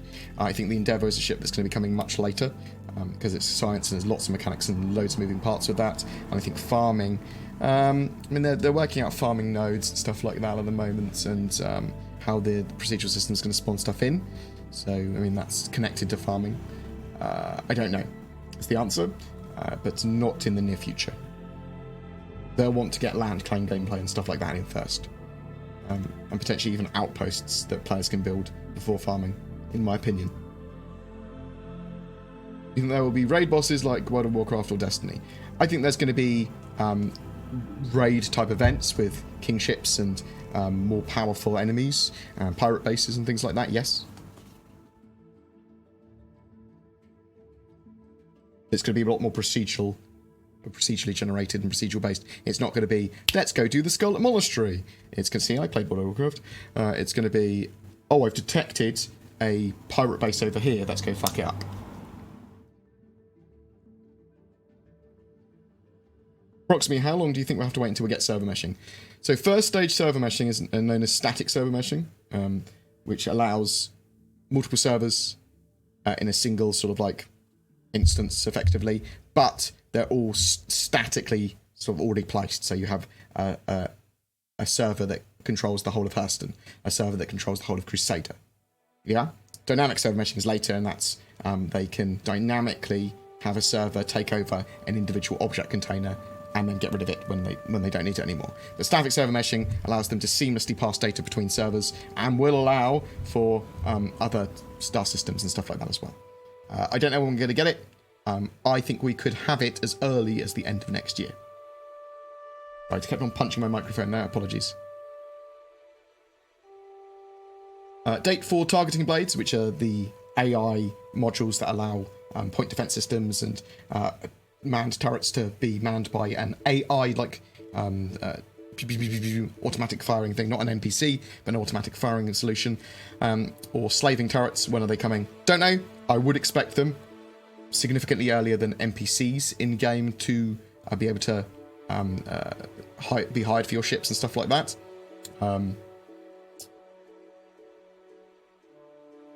Slaving turrets, I could see them getting in before the end of this year. But the AI blades, I don't know. Probably after Squadron 42's release. Because they need to write AI and get all that sort of stuff in-game and then simulate it. And then that's really the first stage of NPC AI helping with player ships, is getting the AI modules in my opinion. Are you going to play some 3.6? Yes, I am. Have you used your Valve Index much yet? A reasonable amount. It looks fucking great. It's got a reasonable amount of upscaling you can do with it, and it runs at 144 Hertz, which is the best thing for VR ever. You don't get fatigue for the eyes. You don't feel sick. Or at least I don't. It's superb. Was there hacking chips and are scanned? Is there a penalty? No. I don't believe hacking chips in anywhere that I've seen are prohibited goods or illegal. Not yet, anyway.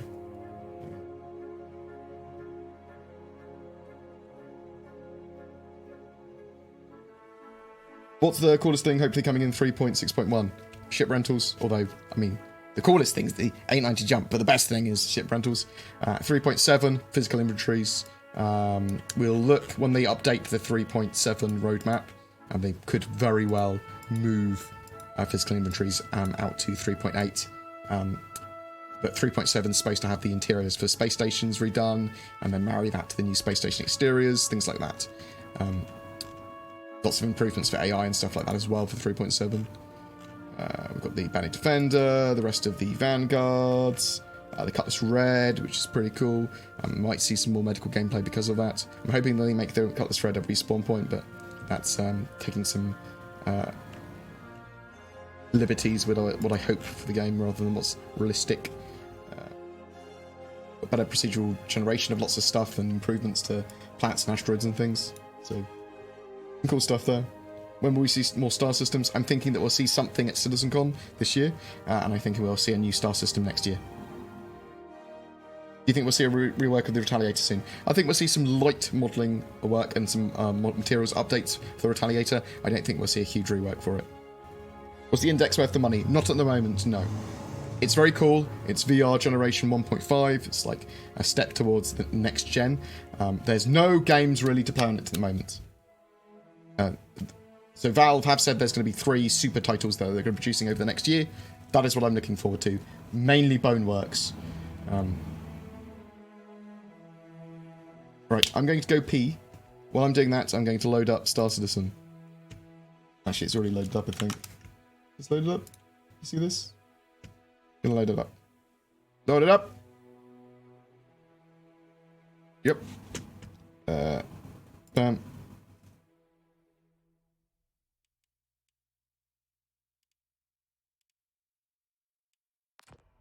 Bam. Copy.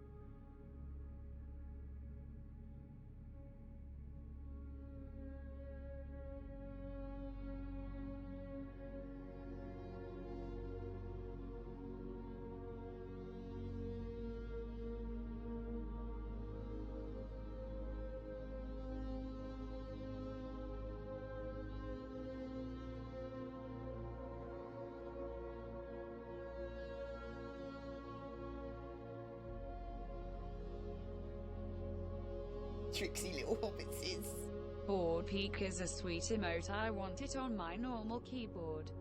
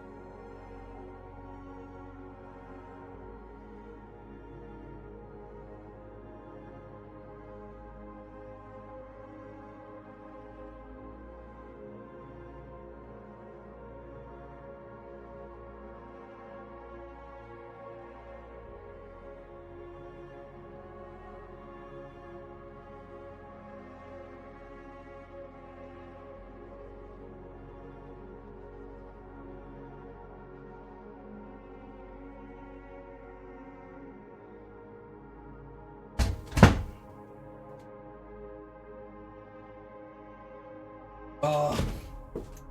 Now, I am going to be slurping my tea while I drink it. So just be aware of that. So I took a little bit longer when I was downstairs because I got a cup of tea, which is delicious. But also, and I try not to dox my friend. My friend Kit is getting married. And she sent me a wedding invite, which is Mario styled. She's warned me that there's going to be weird stuff at her wedding and should just get on board with it. I don't think it's like a swingers party or anything. I can only hope. No, but I was like, oh, fucking win. So for next year, I will be taking at least a couple of days off of making content. It's like a weird thing for me to say. I've got so used to producing Star Citizen content like 6 days a week.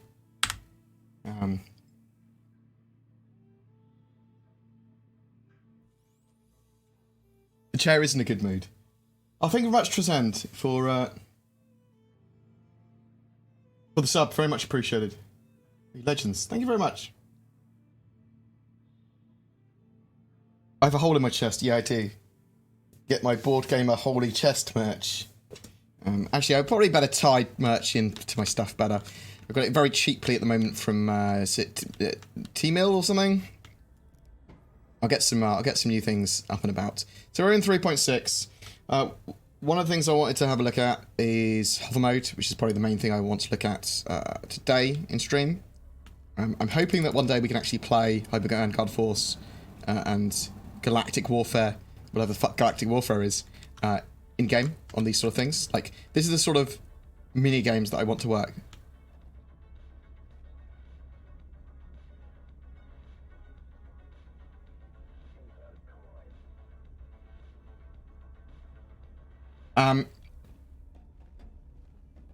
But also, what, the Big Benny's noodles, what's happening to them? Oh, this is literally unplayable. Ew, they've spawned in like some sort of weird cluster. Poor Big Benny's noodles. At some point we should actually be able to buy food and drink, because there is going to be a status system, so it will track your thirst, hunger, and all that sort of jazz. It's not going to be heavy survival, don't worry, but it is something that they wanted to put into the game for at least light survival mechanics. Lifts are now physicalized, which is fucking great. Typically they're a lot quicker, but also they go to a lot more destinations and actually physically travel there. So we'll go different tubes for them, lots of transit improvements. I keep on punching my mic. I do apologise if that rips ears or is very undesirable. Any update on the Crybaby lawsuit? So the latest on the Crytek lawsuit. There's lots of lighting updates and stuff around. So it's sort of like go around slowly while I answer questions. Latest on the Crytek lawsuit is that they had a settlement conference recently. It was a mandatory one between the parties. They didn't come to a resolution for it, but apparently they have both now said, or at least the court has acknowledged, that they are in earnest looking for a settlement, which is a good thing. I do suspect that there will be a settlement that we don't know about at some point. And it will be for a reasonably token amounts now. I don't think either party wants to pay the other one or pay the other one's legal fees, which is the more pressing thing at the moment. Where am I in game? So this is Lawville. This is on Hurston.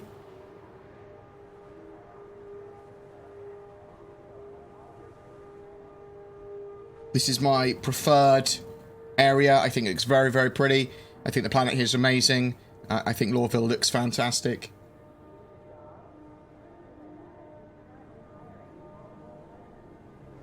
So you say someone said you need time off. You deserve that. Odino, I don't have. I can't name. I'll just acknowledge what you said. You need time off, and you deserve time off. I hate time off. I'm much happier and more rested the more work I do. Quite genuinely, I need to focus on stuff. I suffer from quite bad sort of like manic depression and an anxiety disorder. And the more I'm focused and working and succeeding or, you know, making progress on something, the happier I am. Quite genuinely.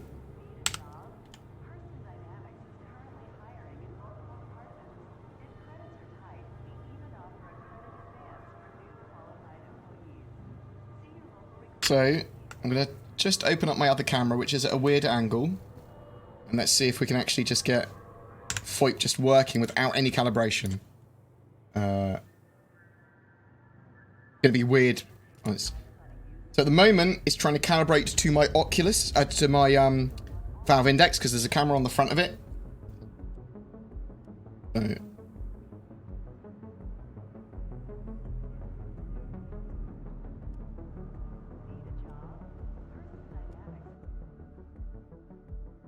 I did a little squint there. I've got glasses on. Let's see how this works. Let's see if this works at all, or if this is terrible. Hello, and welcome to my face. Hello. See, when I move my mouth, it gets a bit confused.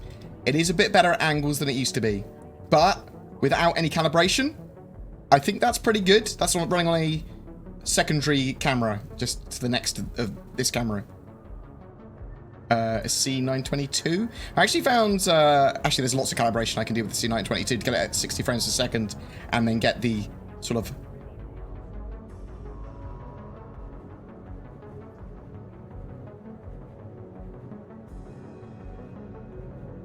It's pretty cool. Like VoIP just straight up. VoIP is much more widely used in like weird locations now. People just be talking to each other. Mainly people screeching as they run around and saying, "Get me!"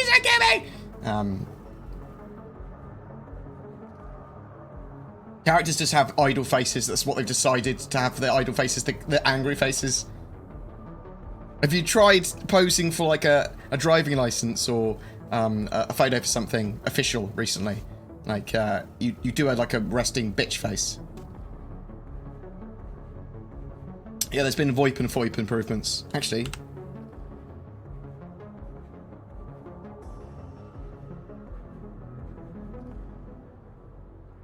Oh, handled my cup of tea going in front of my mouth pretty well. And what about when I turn? It doesn't like it when I turn.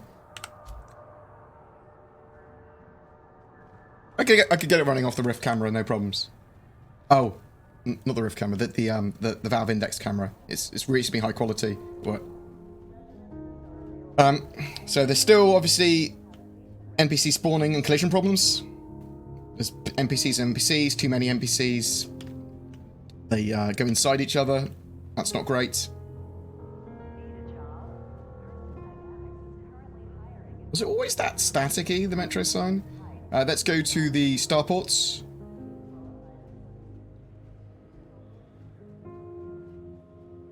We'll just do We'll do some hover mode shenanigans. So they've changed a load of the transit systems. So there's multiple trains on each track now. So you don't have to wait for so long, which is fantastic. But it does mean that some of the stations are single-sided, effectively.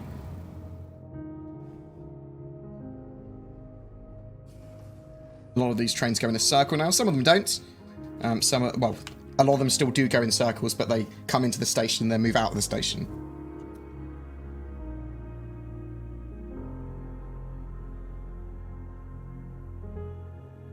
I haven't actually used the Valve Index with Star Citizen yet. I'll talk to DC about it later tonight and see if Vorpix or something like that can handle the getting it bodged to work. Static on the sign is new. Yeah.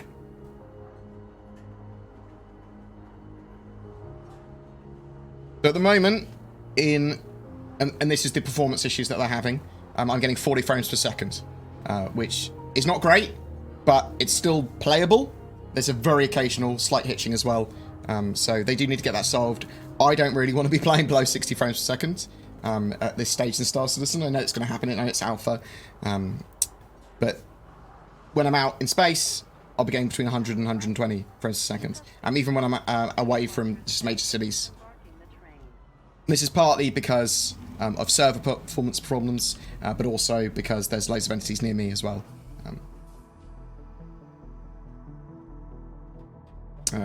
Is it shown on the maps? I'd like to see what the new map looks like. So we can go to straight... Oh, so the gates are in a loop now as well, so we can get west gates and east gates in a loop, one after another. It's not just one train to each of these gates, it's you go to gate 1, 2 and 3 via a single route. So that's pretty cool. I know this has been in for a little bit, but I've actually done a proper little review of it. We can also go straight to the business district now if we want to, which we don't. We want to go through the customs area. Do you think any real-life economy will grow around the game like it did in Second Life? Well, there's always going to be black and grey economies. I'm not sure if Star Citizen are going to support a real-life economy and the fact that you'd be able to trade game currency for dollar. From a purely selfish standpoint, I'd love them to do that because I could probably be very wealthy IRL from them doing that. I'll be playing Star Citizen effectively as my job, so... What are your current specs? I'm on an 8700K i7 with a 1080 Ti and 64 gigs of RAM. I'm going to be grabbing a 2080 Ti just because the encoding chip's so good. Because I produce Star Citizen content, it just seems stupid not to, right? These are the little targeting reticles, eh? Right. Let's go to New Deal very quickly first, before we look at hover mode. Just so you can see that loads of ships are available. My gun clipping through my face, unfortunately.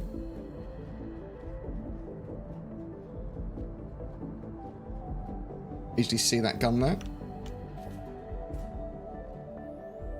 So they've got these ship consoles around the verse now. I say around the verse, around each of the ship shops. So Teaches on Levski, Delamar, Lawville, here I am at the moment, New Deal, and at ArcCorp Area 18, Astra Armada. And they each have different stocks of different ships, but the idea is that you can, buy any ship you want, effectively. Ground vehicles are very cheap compared to spaceships. 26,500 for a Cyclone AA. I mean, it looks here like you just get the wheels, but you do get the whole ground vehicle. I've already purchased one. Good buy, solid buy. But some so starter ship 250,000 Alpha UBC, and you can be earning 5 to 10k from a bounty hunting mission, sort of thing, on average.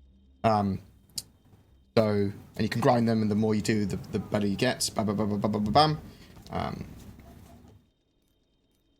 Getting something like Avenger Titan, it's reasonably viable to get. Something more expensive, like, a reclaimer, which has no real use in the game other than being big. 15 mil, probably a bit too expensive until it's got its features, but they're balancing these ships for the more final prices, sort of like where they're envisioning them at the moment, so we can give proper feedback on that. Because we're getting resets every 3 months, a little bit annoying, a little bit stupid. I think the Anvil Arrow for around, was it 800k almost, is probably one of the best buys. The ground vehicles super cheap. Can't buy. I haven't seen the blister to be able to be bought in game yet. Though I do have a blister on this account. I think this is the account I've got a blister on.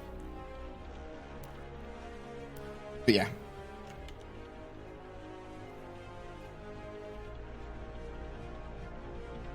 So all of those purchases you can make in the game now, and they stay on your account until the reset, which the resets are with every major patch at the moment. They are planning to put ship and vehicle rentals in a 3.6 branch patch. So within the next month, I would expect, about a month actually, I would expect to see the 890 jump and ship rentals in the game. Eventually, those will be permanent purchases as well. Eventually. But then, oh, hello. You right there, buddy? Hope that music's not too loud for you.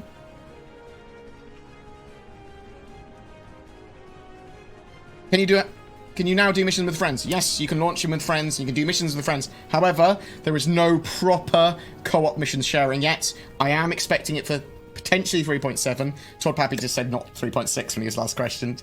But you can do missions with friends now, and you can join groups together and do a mission. But there's no proper co-op mission system yet. You'd just be doing the mission with them. You wouldn't be getting rewards. Only the person's mission it is gets the rewards. So.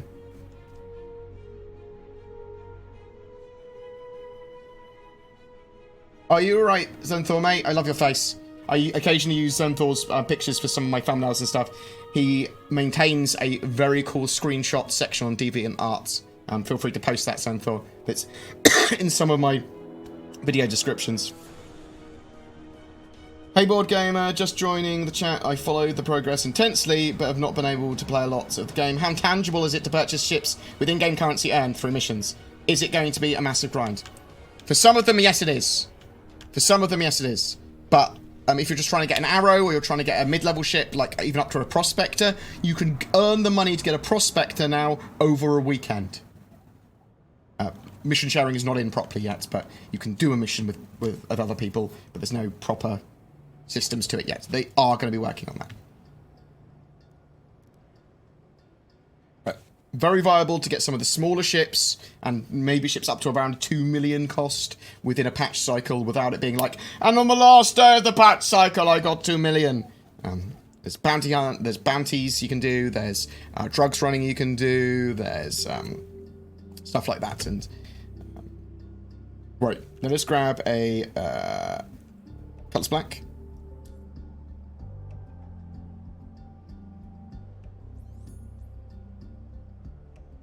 We will talk. Hangar 9, I think it said.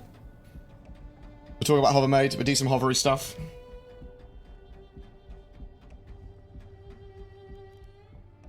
Already do a guide for hover mode later today, if I've remembered how to do it.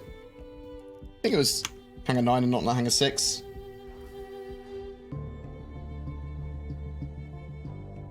Bored, you didn't answer the second part of my question. Feel free to ask it again. Just the second part.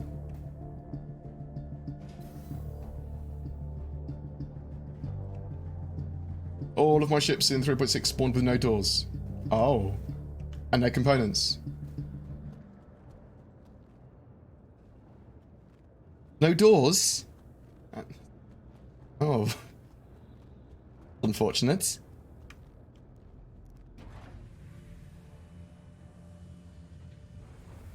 That is unfortunate. Well, let me look at the camera. Hello. No, no, no, no, no. Oh. That's also unfortunate.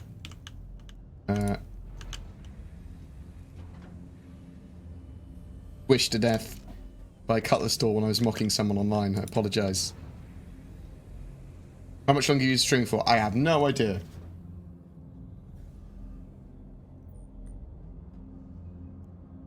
I want to be able to get a potentially... So video-wise today, I'd either like to get like a quick start guide out, or a guide to hover mode and the new flight model controls out, or a state of the game out, but probably wait until the end of the week for a state of the game so I can just play it a bit more. 3.6 is magnitudes better than 3.5 in my opinion. They fixed a load of the problems I had with it, but there's still more. I fucking haven't set up flight ready mode as a button. Ugh. Where's flight ready here? There it is. So, we're in a Cutlass. We are going to request the doors to open. Doors open. We're going to move into our channel here.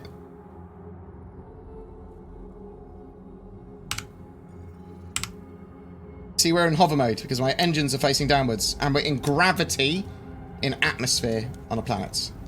So we are not going to move our mouse at all. When we are in a hangar, we're just literally going to press the space button to get the fuck out of the hangar. Not going to do anything else beyond that. If we're in a side opening hangar, then we would just strafe up slightly and then move forward. Now, to move forward, I can actually just strafe forward at the moment. But it will also sometimes pitch my sort of ship forward, and I'll slide or whatever. Pitching forward or pitching back will treat me like a helicopter now. So if I pitch forward, I will start to move forward, which might not be ideal. And if I pitch up, start to move backwards. You can, if you panic, get into this horrible position where you're like, oh, trying to auto-correct yourself. If you hold X, you will sort of auto-level and hover. Bam. But when I release X, your ship might be doing something you don't want it to. Oh, please don't black out. Please don't black out. Get out of the nice little area here, and we'll talk about more about hover mode. So, on my HUD here, this is what you need for hover mode, really. So, you see this horrible horizon, so you can't actually see stuff very well contrasted. So you can see here, yeah, we've got little indicators here. So -10, got ones up here saying 5, 10, and we've got this little line here, and we've also got this indicator here that looks like a W. So this is a horizontal, this is the horizon indicator, okay? If this indicator is below that, then I am pitching forward, okay? And I will start to move forward. My nose is pitching down, I'm starting to move forward. If I move it above the horizontal line, I'm pitching up, and I will be going backwards after a while anyway. And if I move it to around the horizontal line, I will level out. And if I press X, then I sort of level out as well.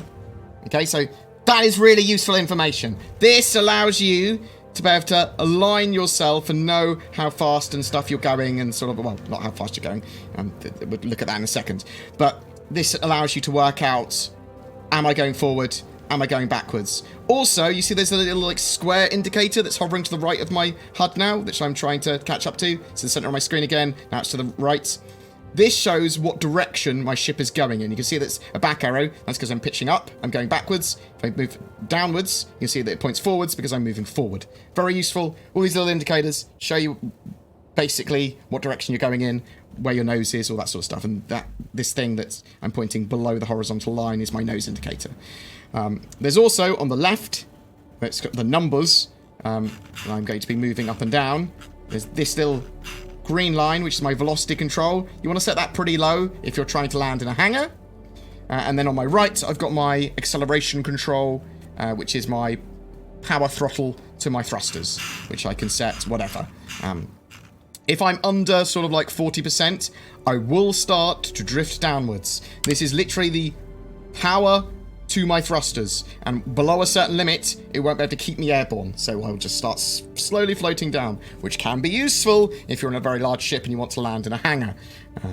But we put away my landing gear. Now, if I move forward, you see I'm pushing W, but I'm not moving. Not moving at all. Why is this? Well, some reason, my thrusters, my strafing thrusters, don't want to activate, which isn't great. So I'm going to put my thrusters up to max my power throttle, see if that works. No. I'm going to put my velocity control up higher, see if that helps. No. So, okay, what do I need to do to get out of this sort of like just hovering here? I need to pitch forward, and I would also strafe up. And once you get to a certain speed, you'll go into the traditional flight model, and you'll be able to actually get some speed up. If it wants to let me do that, that'd be great. Come on. Come on, give me some speed. Give me some speed. Fuck it, we'll hold space down until we get some more speed up. Crash course for BoredGamer. There we go. So, got enough height. Got enough speed up. We go back into the traditional flight model. I had to strafe upwards to get speed up. And then move forwards with W. The problem I have with hover mode is that I want to be able to stop. Goes into hover mode. And now I want to be able to just strafe. Back, forwards, left, right. Which apparently I can when I'm at certain heights. And sometimes I can, and sometimes I can't. At the moment I'm able to strafe. And once I go too fast, I go back into the traditional flight model. So it's just inconsistent is the issue. So we'll go near some grounds. And we'll mess about very briefly, and then we'll go back to the hangar and we'll attempt to land. Too difficult to fly. No. It's a bit broken. That's what it is. It's a bit broken. It needs fixing.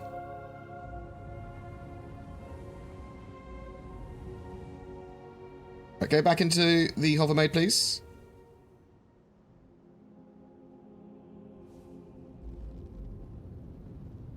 So, I think I might have accidentally pitched them out slightly to the right.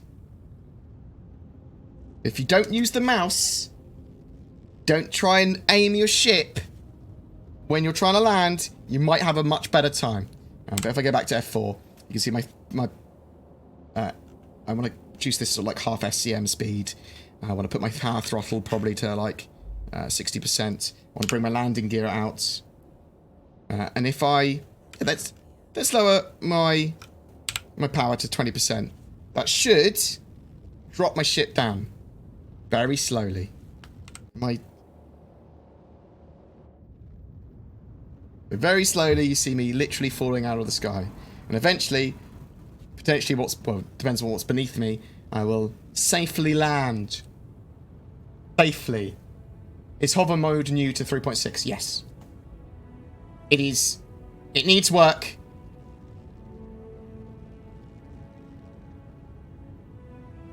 Smaller ships have a great time with it, but it is different per ship.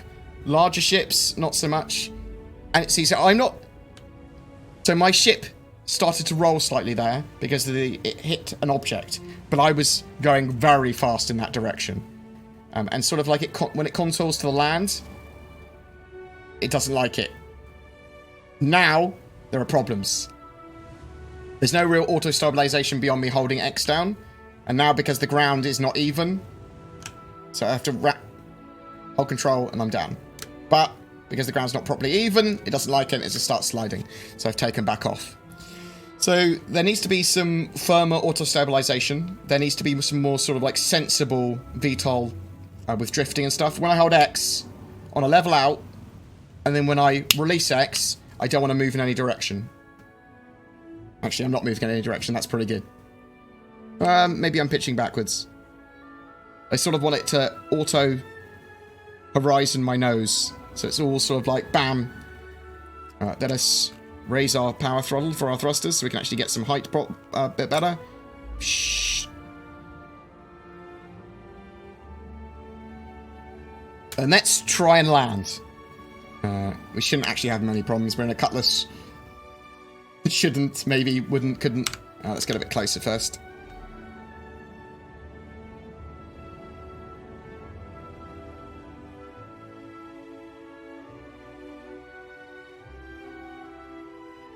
So we are going to pitch forward. We're going to use space until we get into additional flights. And eventually, it'll decide it allows me to move forward. That's weird. So I'm not moving forward at the moment. I have to pitch forward a lot.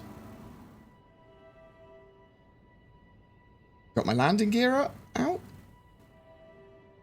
I'm moving forward like in basically in hover mode in VTOL at the moment, but it's not letting me properly go into the new flight into the traditional flight model. Come on.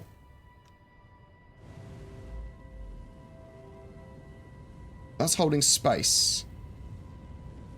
So I have to hold space until I get up to a good speed, even when it looks like I'm out of VTOL. I'm still in VTOL. It's just the engines aren't pointing down because they only point down at a certain speed. Okay. So that's good to know. I didn't actually know exactly how that worked, to be honest. Like, VTOL's broken. But it's not. It's just the engines pointing down is not necessarily meaning that I'm in VTOL mode. My engines can be up like this and I'd still be in VTOL. Right. So, now, we go back into VTOL modes. We are going to attempt to land at this hangar.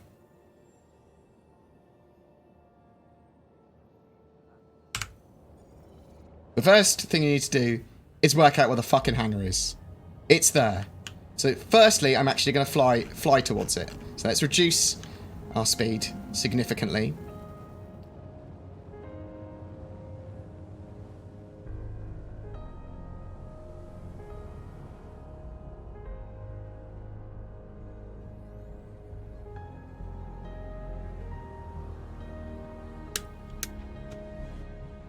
The problem I have is working out when it's underneath me. So we know it's there. Okay. We're going to auto hover.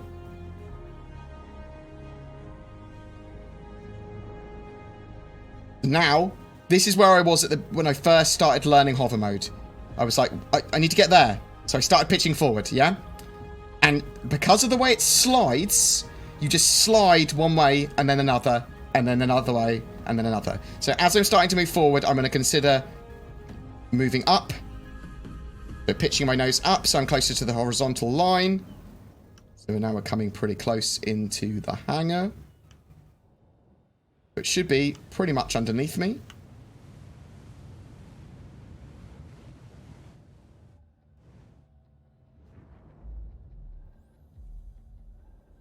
I'm going to pitch back. Come on. Pitch back. Pitch back. Pitch back. Come on.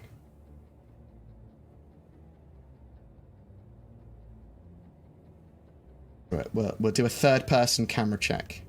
So we should be pretty much over the hangar.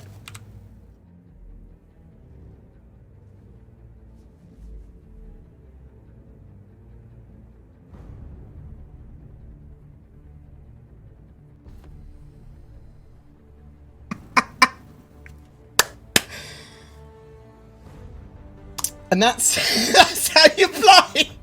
And that's how you do hover mode. I wasn't even close enough to the ground to explode.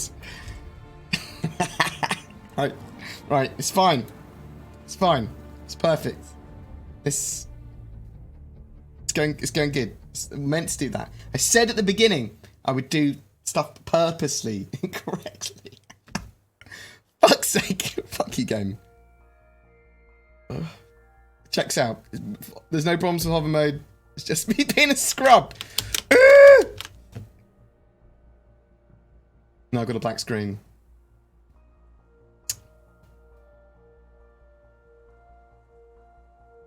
Oh my god. Thank god I'm hungry, because I got some humble pie meat. I've got a fucking pie to eat. At least I'm getting 270 frames. Who even knew the engine could go that high, yeah?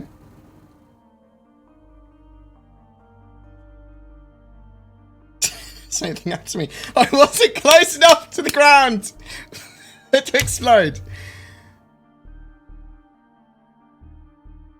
Obviously, I was. I think we're doing fine, right?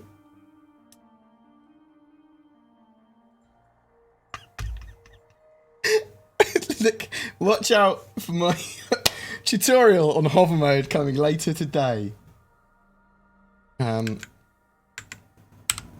Right, can I? No, I'm gonna have to quit and come back. Star Citizen, why you hate me? Why you hate me? So, there are some improvements that are going to be coming to hover mode. A toggle. I'm assuming and hopefully hoping that we can just freely strafe without any problems in the future. Oh, wouldn't that be good? Well, in hover mode. But also there's going to be a, like we used to have, a ground sort of like hologram showing us where we are on the hover pad, on the landing pad, or the ground, and sort of like what elevation that is.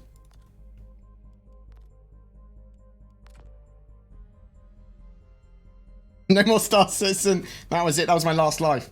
Boom, done. Oh man.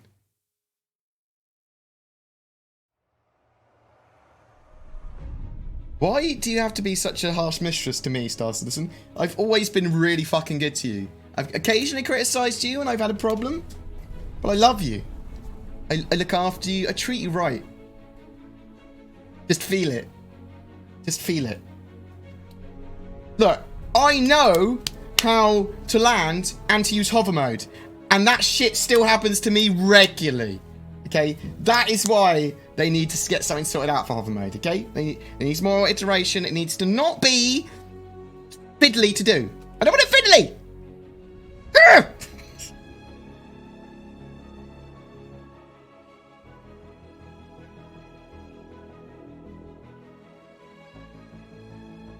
It is pretty tough to land at Lawville. Yes. It shouldn't be tough at all. I just logged into test hover mode, and it seems my ship HUD has decided to turn off, so I can't see how fast I'm going. Ah, David. That bah. Perfect.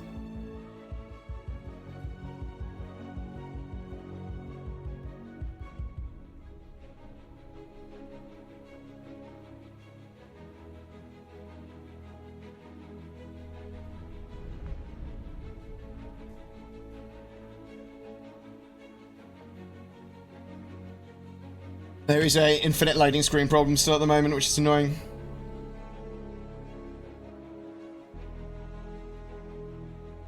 Oh, we've got some suitably important music going on. Makes me feel like it was a really sort of like action-packed death.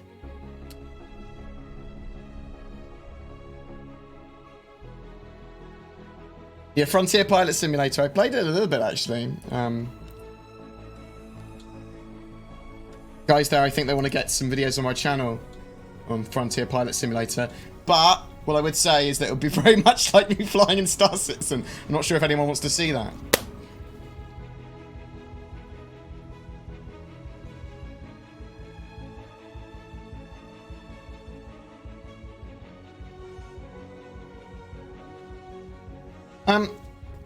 So I'm not... Okay, hover mode's not great at the moment, but they could certainly get it into a good place and have it something that adds to the game rather than it's just fiddly. Because at the moment, precision landing is fiddly and is bullshitteroo. There might be a problem with the servers as well. Maybe I died because of a server problem. We don't know.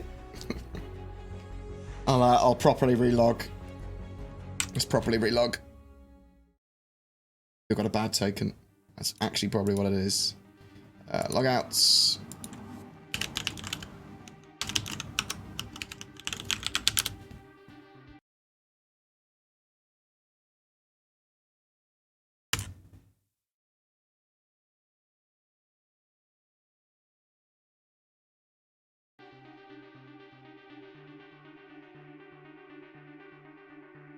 Will the new hover mode updates come with the 890 jump patch? I'm hoping that we get potentially a quick hotfix patch for it, and then probably more quality of life fixes during 3.6's branch.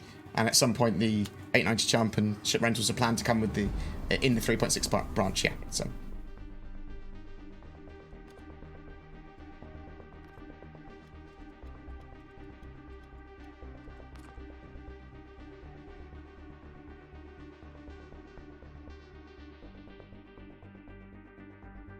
You had to choose, what one quality of life issue would you like to have? It's fixing hover mode. It's being able to strafe in hover mode. So what I'm about to do is hold X to level out my ship, yeah, and to bring everything back to neutral hover, and then just be able to strafe. In fact, I'd prefer that over being a helicopter. I just want to be able to strafe.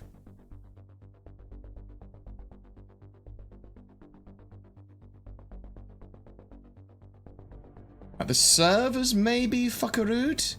Star Citizen 3.6 is now live, yes.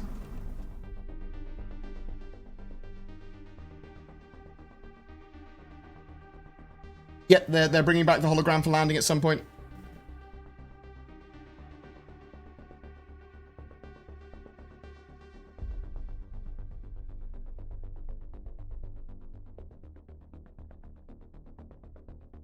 Do some fucking dancing, mate.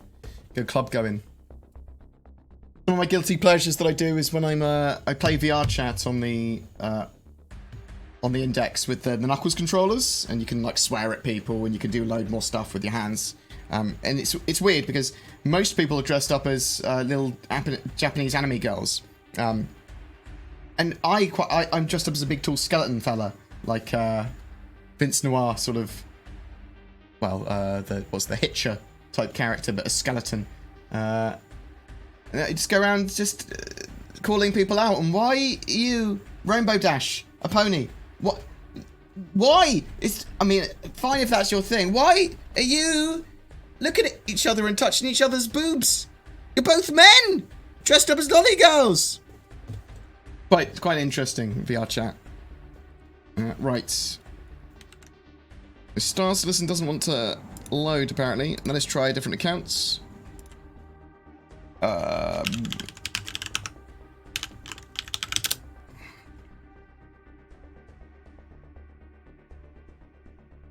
It's a bit Jack Skellington-like, but it has more of full, like, long flowing locks. Oh my god, can you imagine if we got permanent, like, proper full persistence, proper progression, and I immediately take my 890 jump out and crash it like that? Oh my god.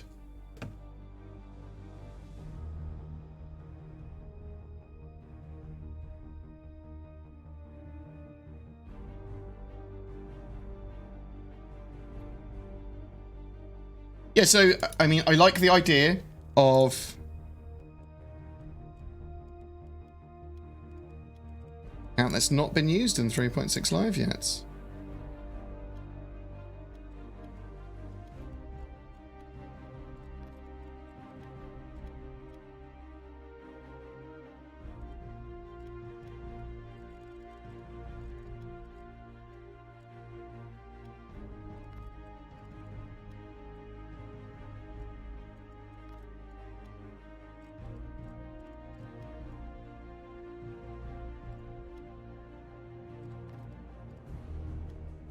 There you are, you beautiful bastard. Do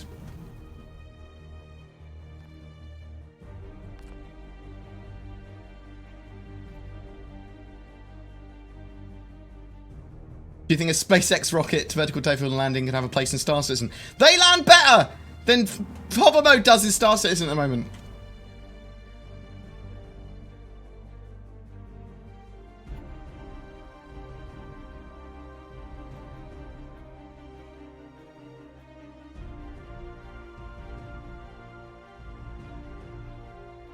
Yeah, so my account, there was something wrong with that account when I crashed.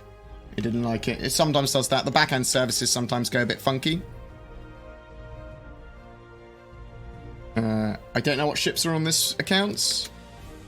Let's have a look.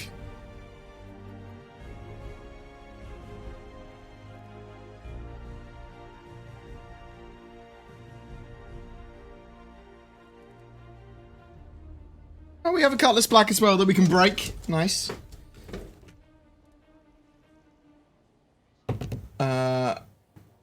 Where can we land that's not going to take us several hours to travel to?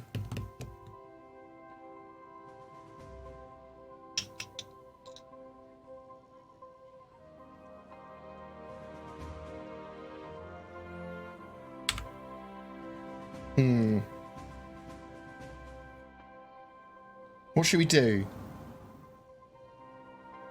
Well, there's no hover mode in space anymore. So even on landing pads where there's gravity, there's no hover mode.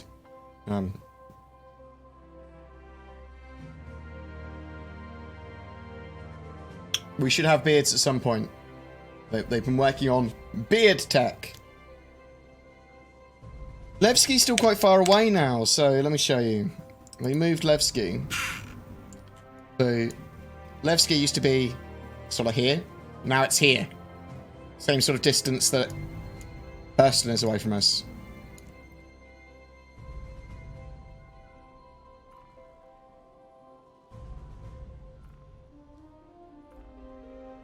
Okay, it's about 2/3 of the distance that Hurston's away from us. And ArcCorp is half the distance that ArcCorp is away from us. What about NPC encounters in the persistent universe? So, at the moment, there are NPC encounters. You can get interdicted by pirates, you can get interdicted by security, and you can get chased by security. But there will be more. And there'll be more points of interest and things to do.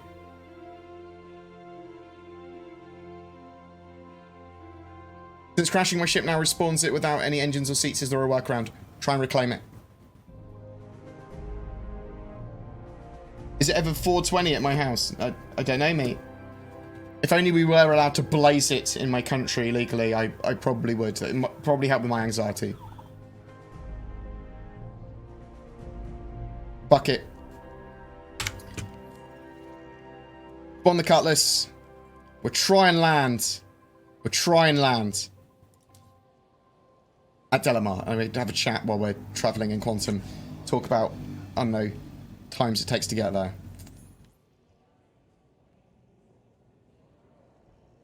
C2, isn't it? So here I've got around 40 frames per second as well. Going up to about 50. You can see with the door culling, I'll get more and more. So once I get out here, I'll have a lot less frames. But if I go back in the airlock, it will cull a load of the stuff around and I'll get more frames again.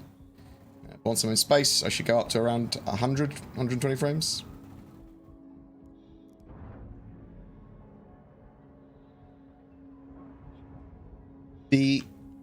Getting the landing of Valkyrie at Levski's is the challenge. Board anxiety level. Turn it up to 11.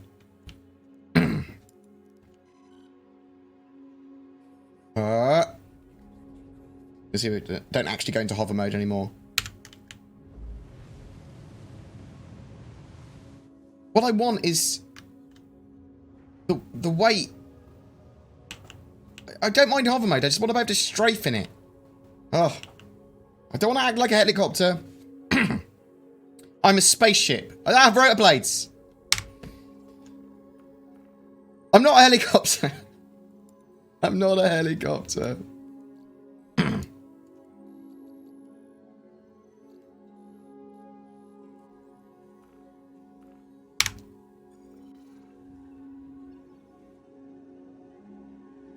Where are we going? Where are we going? Over here.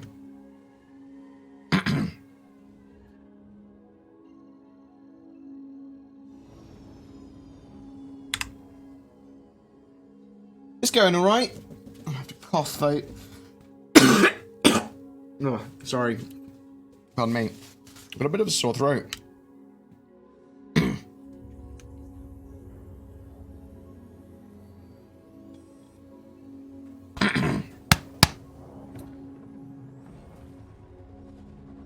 So I've been interdicted. So this is a good example. Interdicted by police who want to scan me. You'll hear in a second. They'll be like, "Oi, I'm scanning you, bitch," or something like that. Yes. I'm gonna scan you as well then. Yeah, how do you fucking like that, mate? And you? You wanna get scanned? Get scanned, boy. So scanning will tell you the life signs of everyone on board, the cargo they've got, everything like that after a certain amount of time. Right. So...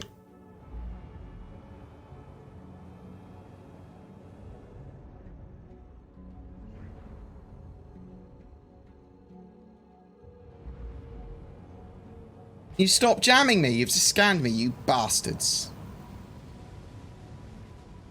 Why is there lots of pictures of Raiden emoting into my chat? What is going on? Some form of raid. Raiden. Is that because it's a raid?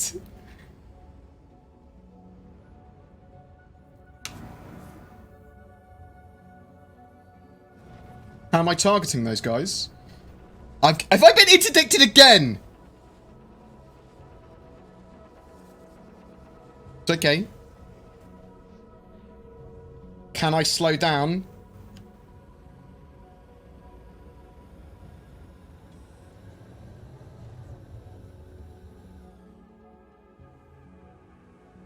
Or getting a criminal rating?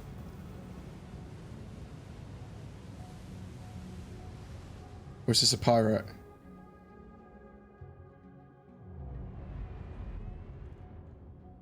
Pirate? So, you can hover over someone and press 1. And that will target the target you've got. You can press 3 to cycle through targets. Well, it goes to nearest enemy. But you can hover over and press 1 to select an enemy. If you want to scan things, press tab. Then hover your cursor over it. And hold left click. It'll tell you all the names of people on board and everything. It tells you the owner, it tells you what fucking faction they're with. So potentially, this Cutlass Black is a pirate that interdicted me. And I won't have that on my watch.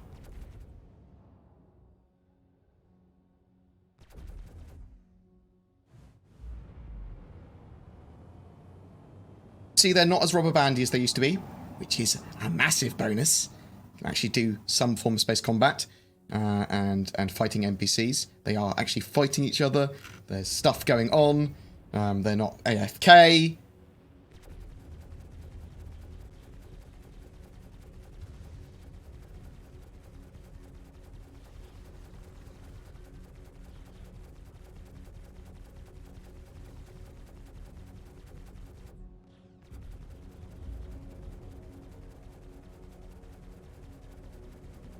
Auto fucking fire mode, even with stock loadouts. No, don't you fucking dare.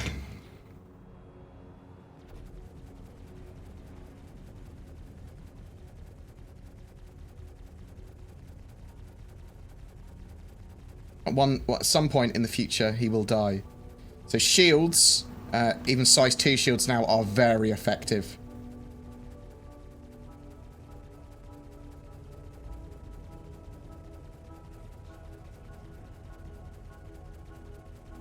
Boom!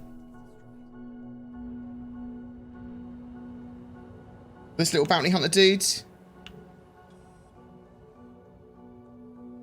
didn't even give me any money. So I'm hoping one day, like in EVE Online, that they will just give you bounties for killing criminals. Just whatever. Whether or not you've got a specific bounty to go after them. He was a criminal. He was part of the Nine Tails. Give me money. Oh yeah, I was using auto gimbals there. You just have to sort of aim towards where the pip says, and as long as you're within a reasonable angular range of that, it will try and lock on. If a ship's too quick, or you move too quickly, or you don't have range or whatever, it still won't hit. There are ways to avoid it. It's obviously, with those kind of auto gimbals, if you are a really skilled pilot with fixed weapons, you are going to deal a lot more damage. But this stuff needs to, you need to think about it in forms of what's the later intention of it, I suppose, or at least it's certainly an argument of when we have physicalized components on ships, you're going to want to be targeting an individual component to disable a ship, like a power plant or a shield or whatever, and the sort of like auto-tracking gimbals might only be able to lock onto the sort of like center of the hull of a ship and fire, so... That was more bullet than cutlass at the end there, yeah, indeed. You can see at the moment in Quantum I'm getting around 75 frames per second. It's about 5 less in first person than it is third person.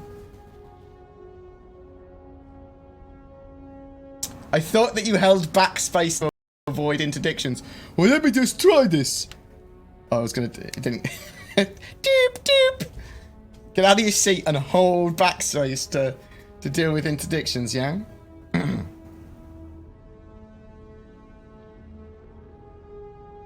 What's the weakness of using auto gimbals over manual gimbals? A lack of precision. Is basically it. You don't control exactly where the fire goes. At the moment, auto gimbals are incredibly powerful. So, bear that in mind. I'd actually like to see, maybe you need to dedicate more, maybe it should use more power for like a solution, an AI firing solution or whatever, to use them. That would make sense to me. They need to be balanced.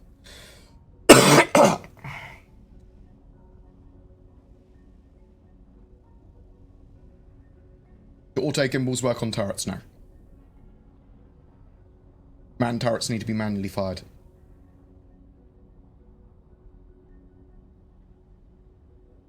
At some point, I'm hoping we get slave turrets. To be honest, I sort of think that maybe I would like to see an option to allow auto-gimbaled features on manned turrets if I put a module in. Go, put a module in, now it's slave to the pilot, but also auto-gimbaled. Obviously, you don't have the full benefits of having the full motion of the turret, but you have some of them. Maybe. This is a random thought.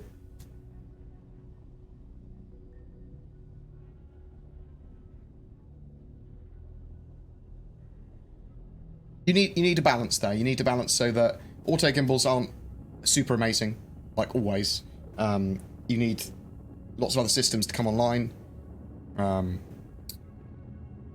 eventually manual gimbals will be useful because you're able to much more precisely target individual components on the fly.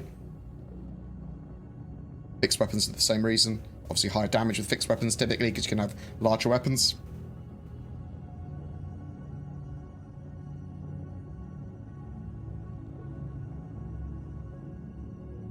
Hello guys, I'm about to buy the game, but I'm not sure what to do with the package. Should I get the Mustang and Squadron 42 and melt Squadron 42 to upgrade an Aurora LN? I don't think you can melt individual packages.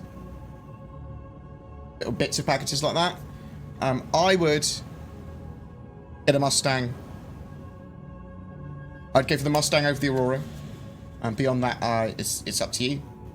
I think Squadron 42 is going to be their first release product. But Yolo Swaggin McYolo, what a lovely name. Make sure that you're on board with what Star Citizen is at the moment, and it's very much an alpha. It's about giving feedback at the moment. You would probably enjoy Star Citizen as a tourist attraction at this stage, but unless you're in an org, and feel free to join an org, I suggest you do that. I did say do. It's not that much of tangible gameplay and progression to be had at the moment. No proper progression anyway. It's very much give your feedback and help evolve the game. But with an organisation, you can do loads of cool stuff and loads of events and things like that, so...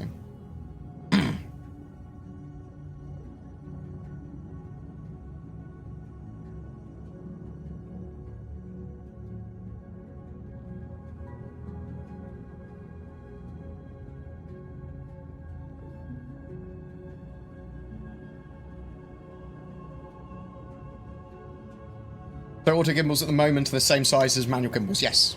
You need gimbals, and then you can select auto gimbal or manual gimbal fixed by pressing R when you're in a ship.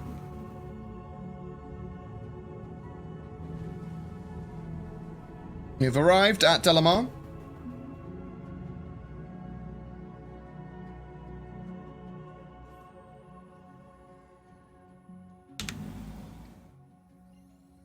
Once our engine has cooled down, our quantum drive, we will quantum travel to there, which will take a couple of seconds. And then we'll fly there. And we'll see if we can land the Cutlass at Levski. And then we'll go and have a look at where the hacking chips are in Levski as well for people that are interested. So press B to spool. You can switch between manual gimbals and auto gimbals at will, yeah? Pressing R.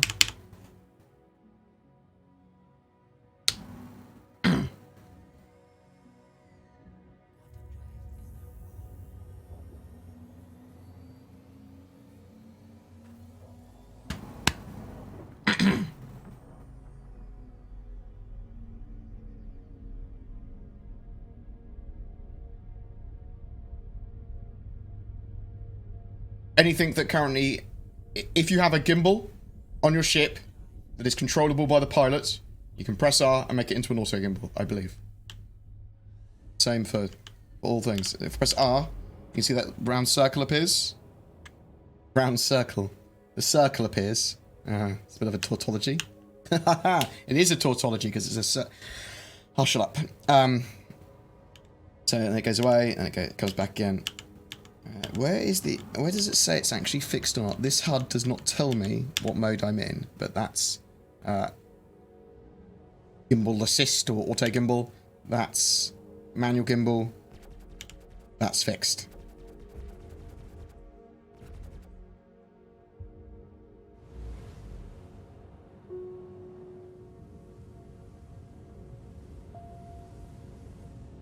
Weird how the shadows are loading in at Levski here.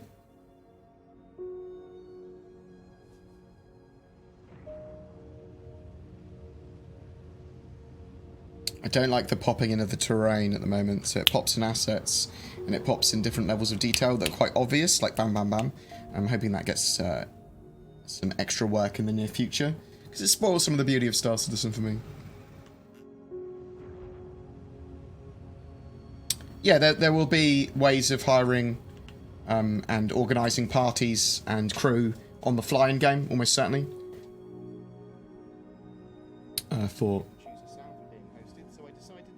Oh, thank you very much for the host. Very much appreciated. Oh, it's Twerk that raided me earlier. Salty Mike, I love your face. I love you, Twerk. You're the fucking best. You're the fucking best. I don't really notice things, though. I mean, I'm really bad at streaming. But, you know, primarily a YouTuber, so I forgive myself. Let's see if we can land. It's unlikely, because I'm a scrub.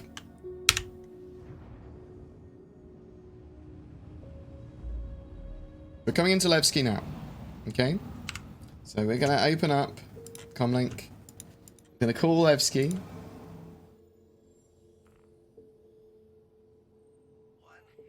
Eslim McCann is going to give us hangar to land at. We'll work out where that is first. It's there. It's this hangar here. So we're going to fly towards it. Now that we are close, we're going to adjust some settings on our ship. Okay? Actually, do I actually go in hover mode? You going to put me in hover mode? Or is there no hover mode on Levski? Well, this is fine. This is how I want hover mode to be. Look, bam. I go in third person, bam. I'm just going to land. Oh, oh, oh, oh, oh. Fucking. You don't go into hover mode. It's really easy to land, apparently. So, fix hover mode. Let me strafe in it. That was super easy, because I wasn't in fucking hover mode. Right. Oh no, I'm in hover mode now, so it doesn't... Look, immediately, I didn't touch the mouse. Right, oh, you little... No. We're good. We're good. We're good. The HUD is upside down. I'm not sure if that's a good or a bad thing when I'm trying to work out where my horizon is.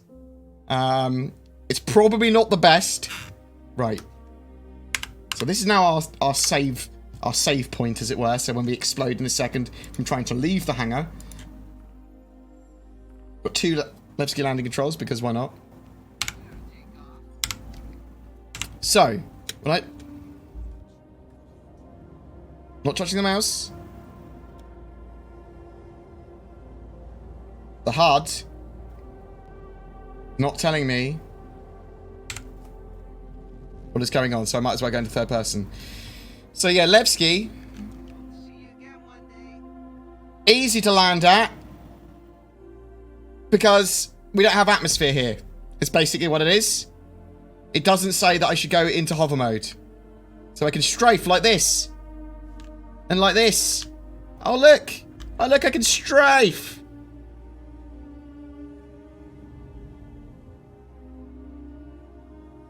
If I hold in, I'll just get auto landing. Which, to be honest, isn't too bad.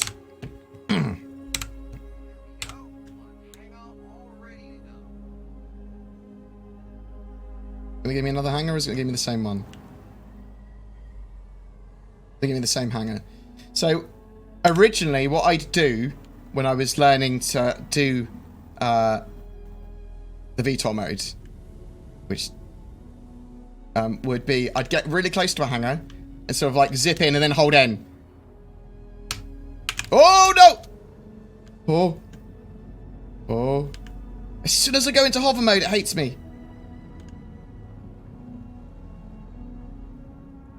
We're good. We're good. I didn't panic or shit myself. And if anyone else says I did, well, they're a damn liar. Perfect. Boom. Guide incoming on how to hover mode. Go to Levski. You don't need to worry about hover mode until you get really close in the hangar. In which case, as long as you panic in the same way that I panicked, which was kept my cool. We are going to go buy some new trousers, though, for another reason.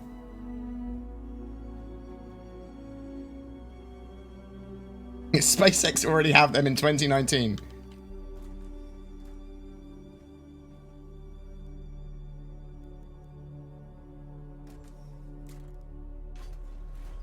So go to customs. I'm going to go to the Levski Bazaar. I'll show you the, I'll show you where you get the hacking chips, because people keep on asking where you get hacking chips. Get them at Grim Hex by Brutos. You can get them in Cubby Blast on Art Corp Area 18, and you can get them here. Obviously, Teacher's ship shop there. That has access to a load of different ships and vehicles. We can have a look at that in a second if you want. But what I want to do is look at the hacking chips, try and take the ballista out on the surface here.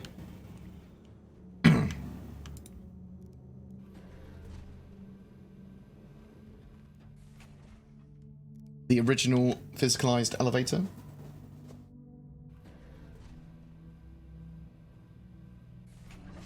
Hello, designated vegetable. Apparently you're new here. I'm doing alright, mate. I sort of like, in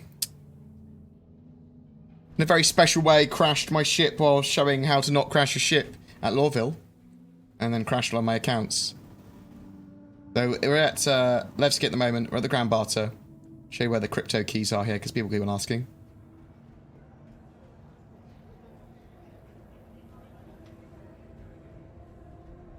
So expect the market to get more and more fleshed out with items that you can just purchase.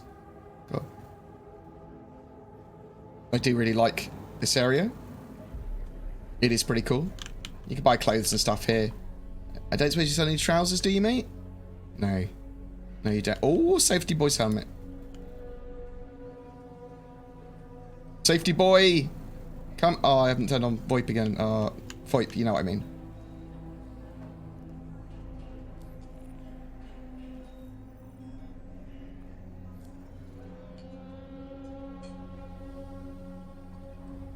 Bar.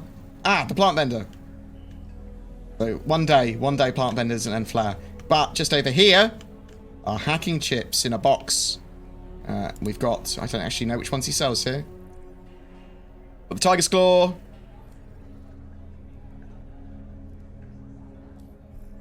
Got the Reauthorizer. We have the trash one as well. And yeah, we have the trash one as well. Or Sicko. But they're just here at this dude. But expect more and more things to be purchasable here. We've got Cordies as well. But let's go back upstairs. Oh, Wallace Klim's here as well. So, didn't know where Wallace Klim is. He's down here.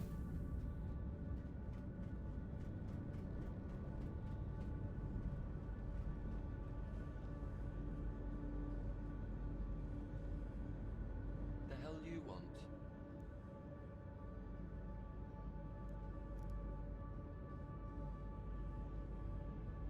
Then fuck off. Oh. Oh. I think he's a hater.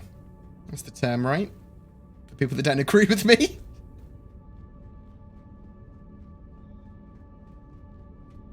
So you use those crypto keys that I showed a minute ago. They're one use only. You can use them to hack security depots like Security Post Korea. But there's also a couple in underground facilities now. One on Lyria, one on Hurston, where you can hack down your security rating again. But you can also use them to turn off comm arrays. And comm arrays are needed to detect where crimes are happening.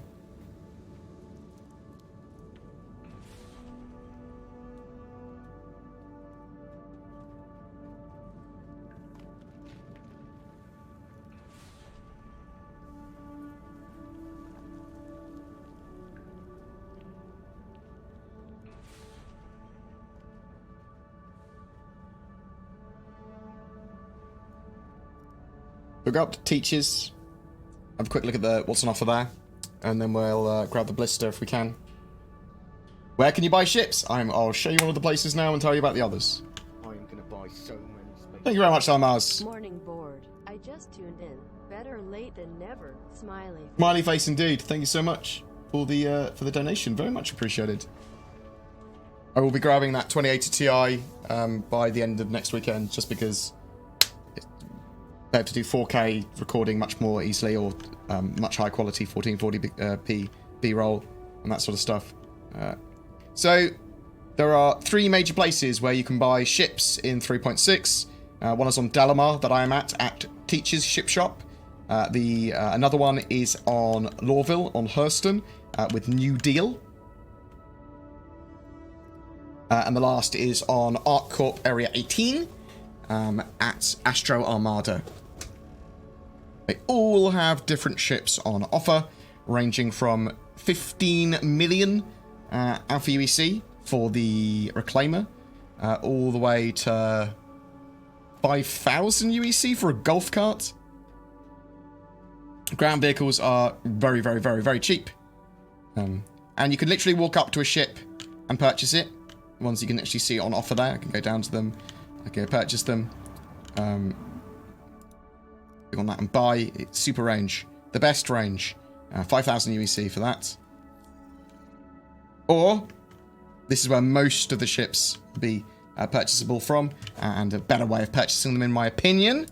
You go to the terminals here, and there will be a terminal at each of those places I mentioned, and you can see the full stock of ships they have at this particular location. Many more than they're on display.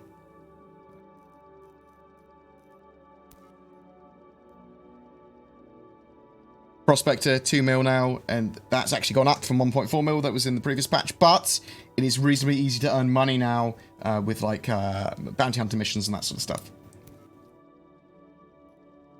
Blade, incredibly expensive. It's got alien tax on it though. Something like the Arrow. Oh, the Arrow's not here. But it's 800k-ish, so 790k, I think. Quite expensive, the MPUs. MPUVs. I think a lot of people want a Cutlass Black. I think a lot of people might want to grab themselves a vehicle. The Dragonflies are quite expensive, almost 300,000 UEC, mainly because they can be used in space as well as the ground.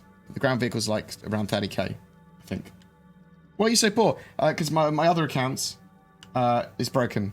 I broke it by crashing into the floor.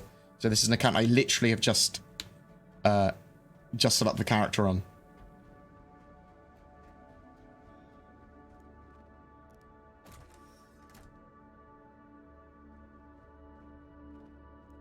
I wouldn't equate the value of the blister in real money to the value of what it's going to be like in game. Ground vehicles are always going to be, for the most part, going to be much cheaper in game. There will be taxes for like military vehicles and stuff like that. The blister is a powerful military vehicle, admittedly. If you're looking for most UEC for your buck, then you want to buy stuff like the Reclaimer, which is 37,000-ish UEC for every dollar spent on it, compared to, I don't know, 1,000 for like the golf cart. I'm gonna go to the lobby and see if we can spawn the blister here. Not that that's gonna fucking help because I don't have a blister on this account. Ah! See what we have on this account.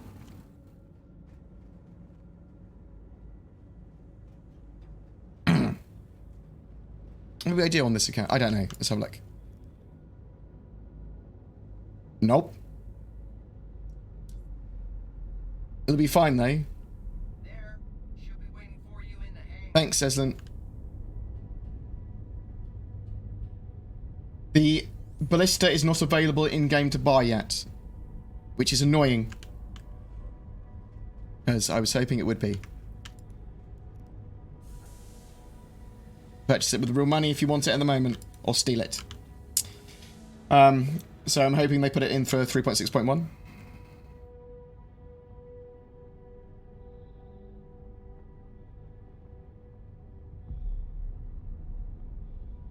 We'll try and load up my other account with the blister on in a second.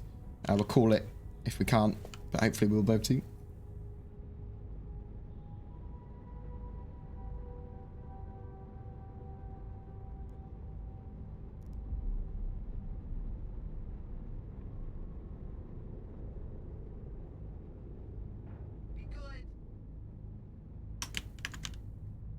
good. I've immediately crashed it and now can't move it.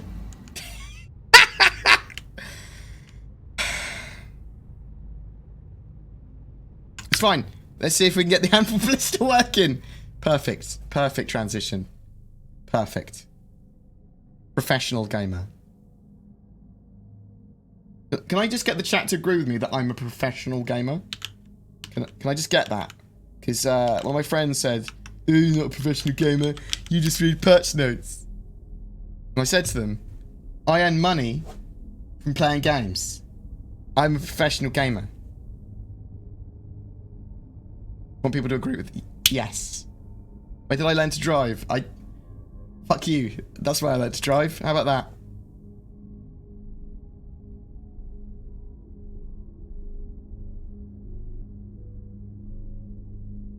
Do I think 3.6.1 will have a wipe?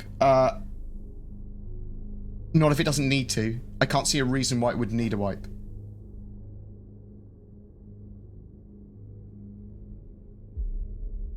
Hopefully better at gaming than driving. I was trying to go over the...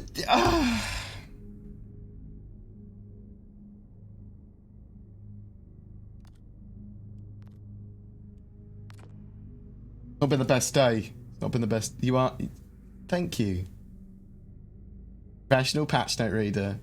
Pro gamer. Thank you. Professional gamer. As a professional gamer, I want to help enlighten people and get to the same, at least the same skill level as me, which I know is going to be... Yeah, I was being a bit of a prick about it as well, so... It's probably why they were arguing with me. Playing Apex. I'm saying, look, I'm a professional gamer, so you need to listen to me. Shit. Oh, me. I'm pretty good with food. I'm pretty good. I love you guys. Thank you very much. I think we're going to be in for an ever loading screen with this account. Oh, no. I think I'm going to win the lottery and be in... No, God. God damn it. I don't think I'm going to win the lottery or receive plentiful blowjobs. Okay, it only worked when I was negative about Star Citizen. Okay. Come on. Come on, get out of bed. I was hoping it was opposite day.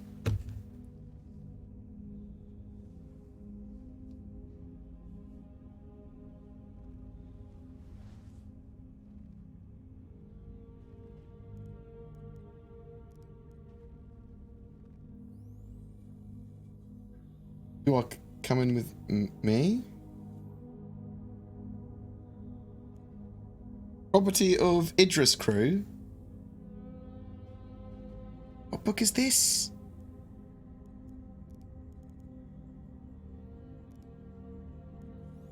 No. Inspect.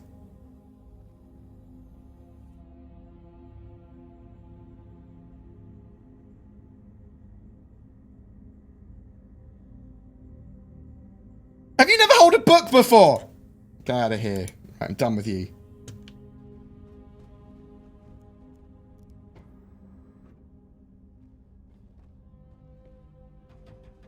Paying me. Yes, Robert Johnston! I'm literally a professional gamer now. He's paid me to play a game. Thank you. Perfect. Can someone clip that? Can someone clip Robert Johnston paying me money to play a game? Professional gamer. Kit, I'm a professional gamer. What are you going to do about it?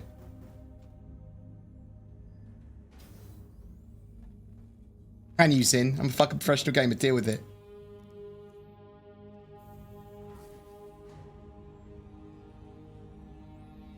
That is correct, Ryan. That is correct.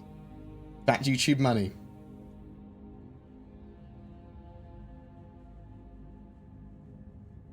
No, so it's not really possible to turn off the... so when I hold F, it goes into interaction mode.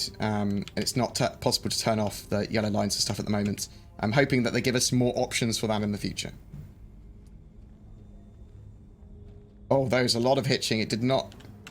It's not like in this. 25 frames per second? Oh, I see Afterlife, professional gamer, and get bits. You see? Now people know I'm a fucking professional.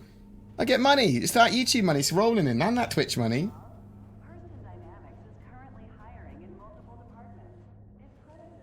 Right, when I go to the perimeter line,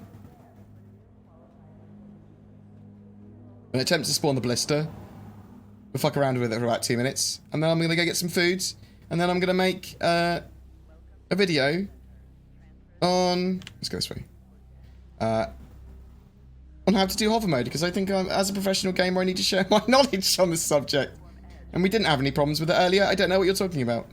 Oh. Perfect timing. Boom. Professional. Professional.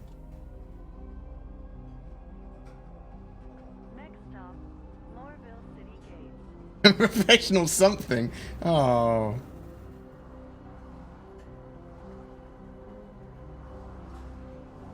I don't know what NZD is. New Zealand dollars. Was that what the... Is that the currency you pay me in, Robert Johnston? God damn it, they're worthless. Probably quite a long time, actually, now that the pound has taken such a big dive because of Brexit, actually. Thank you very much. Very much appreciated.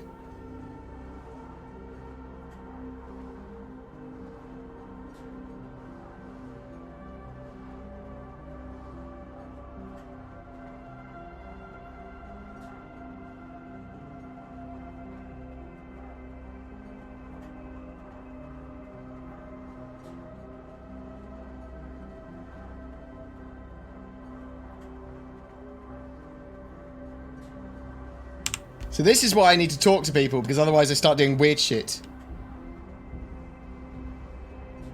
Now I'm dizzy. Good job, game. Good fucking job.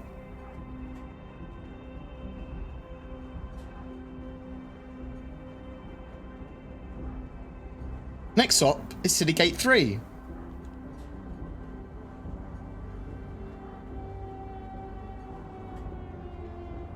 Seconds. Oh, that's another train. That's pretty cool.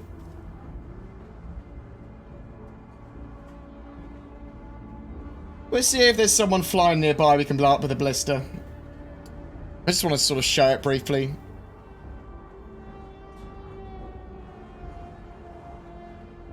You alright, Astropod, mate?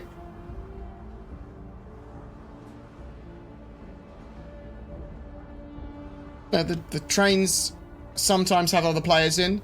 Eventually, when we have better social AI, they will be full of NPCs travelling from place to place doing things on schedules.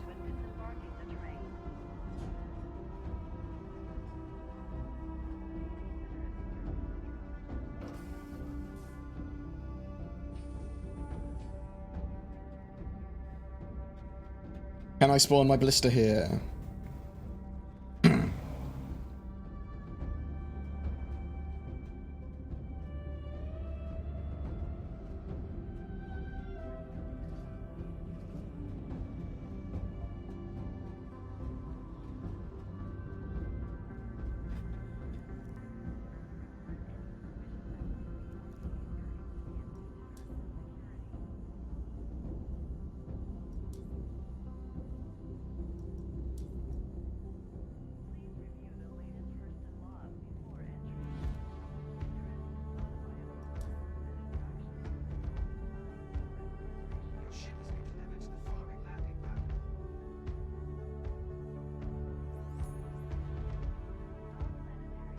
So 1 bar of criminality doesn't really do that much, I don't believe. At the moment, it's 2 bars and onwards, which gets you in deep shit.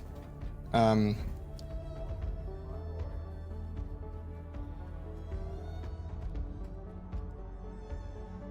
so there's a problem with the blister at the moment that it sort of like jitters randomly and oddly.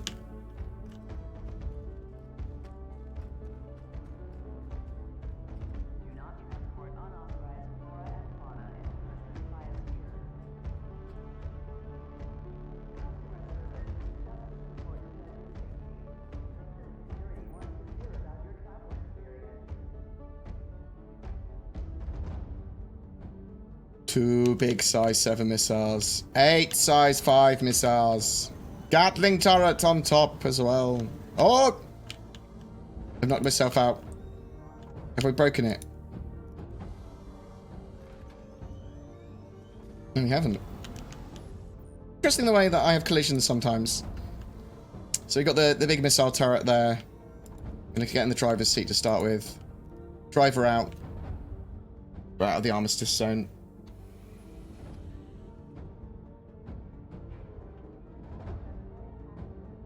Also, you don't get a criminality rating when you get fined. That's not true of some possession charges, is it?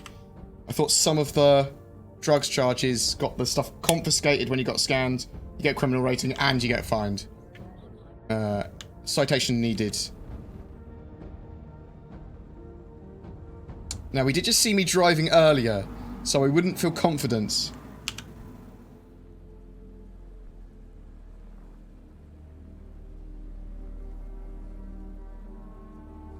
About my ability to get away from here. Thank you very much for the cheer. Very much appreciated. Meridian Yerg. Always glad for the content. Thank you. I'm always glad for the people watching my content.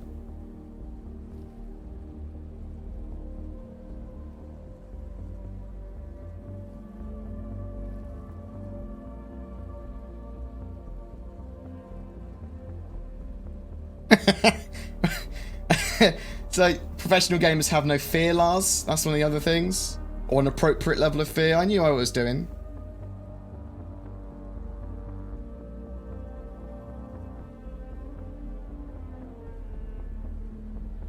Got 8 bloody wheels on this mother trucker.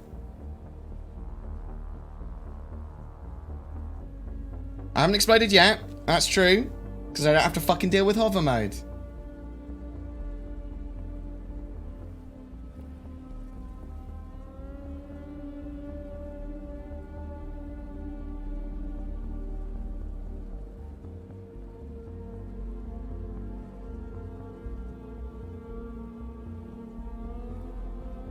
Do you find the dirty and foggy windows in ships as irritating as I do? Yes, as well as the reflections on the inside of cockpits.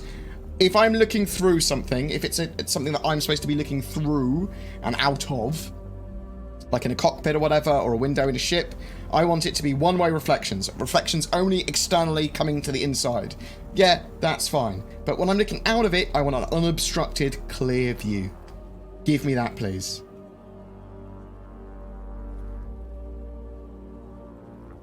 I have full confidence in my abilities. I just also am very aware that I may explode at any time.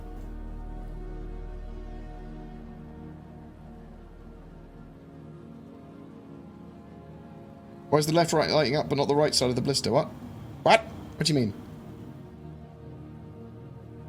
Lighting on both sides, isn't it?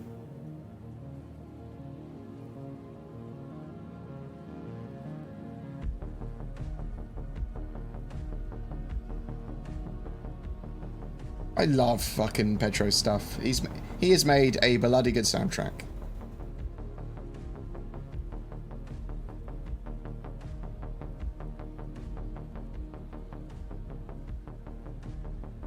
Will the next patch be 3.10 or 4.0 on the roadmap?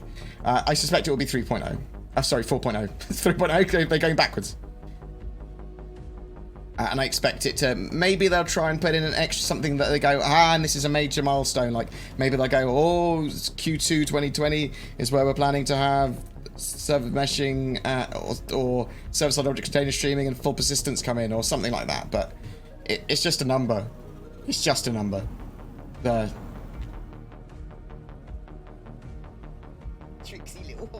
Oh, I see the light on the left there. I see what you mean. Oh, I don't know. That's probably for the door? Is that for the entrance door? Yeah, it's a little light. It's a little light there for the entrance door. Oh my god, Cradle Robin, what have you done? You've gifted subs. I love you. Because that makes me money. That's what we like here on BoredGamer's Twitch and YouTube channels. It's the money. Thank you very much. Very much appreciated. Welcome, Serious Mastering, Kazuka, and Motsudos. One day the ballista will be free. One day we'll be able to transport it using ships like the Hercules Starlifter. And until then, hasn't got that much use other than just being something cool in the game. I suppose that's the same as the Reclaimer. Reclaimer, cool, big, expensive ship. No use in the game. Until they got salvage mechanics.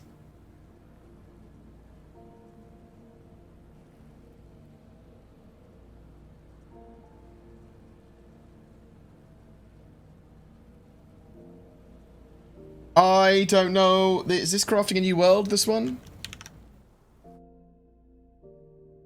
It's just referred to as Star Citizen Medley 4. Put together by Chief Monkey from Petra's Music. I think this is Crafting a New World. We'll sell out for money. How? What else would you sell out for? Oh, I suppose things that could be converted into money. Another question, sorry. No, go ahead. Ask as many fucking questions as you want me. Might not be able to answer them all. I'll give it a go anyway. But as Paul knows, as Astropub knows, we don't know shit at BoredGamer or on the Astropub or you mean any of the content creators really. Thanks replying, just wondering when the roadmap update will likely be. I would expect it, well, potentially the end of this week. Potentially. Maybe a couple more weeks. Between the end of this week and the end of the month. The reason I say that is because we've got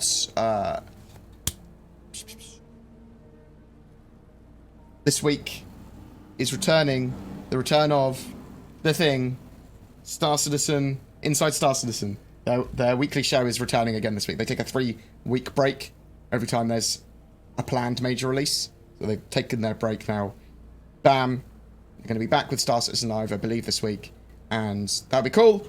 And hopefully they'll give us some updates on what's happening in 3.7. We'll start to get some inklings towards CitizenCon. Having a bit of a drive. Having a bit of a chill drive. Can I cruise control? Why can't I cruise control in a car?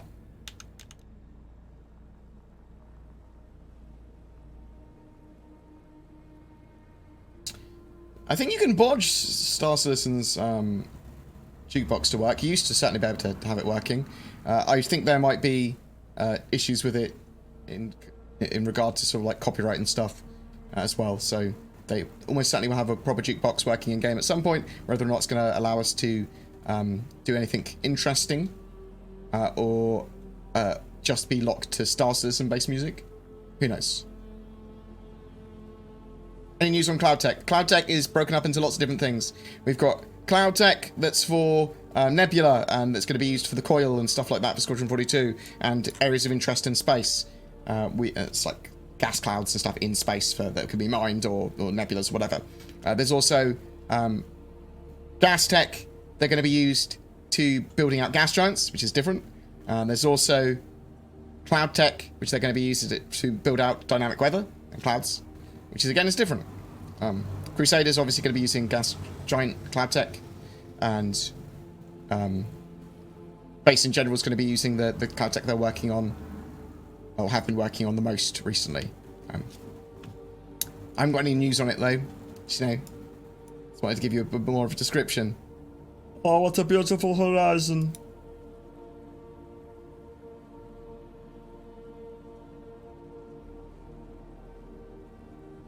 A mighty large sun.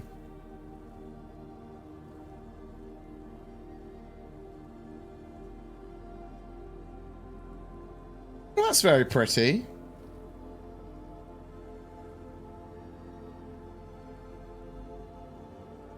I'm looking forward to Star Citizen and getting a bit more flesh on its bones. So is that in the shorter term, I'm looking forward to Squadron 42.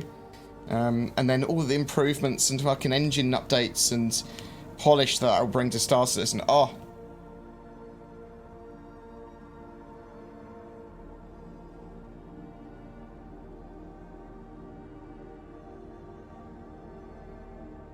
When's my 890 jump coming? I would expect it by the end of next month.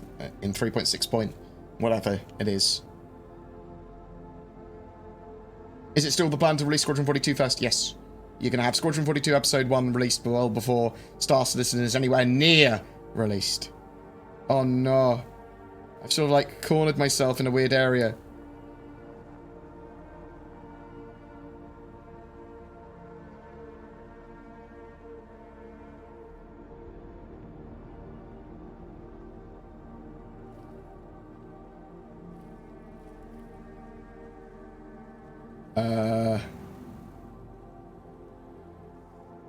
How blocky are these? Do they stop me in my tracks? Yes. Right.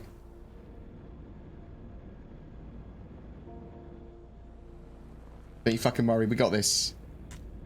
Or maybe we don't. We're still in an armistice area. Come on. Well. Got like a meter away from the city.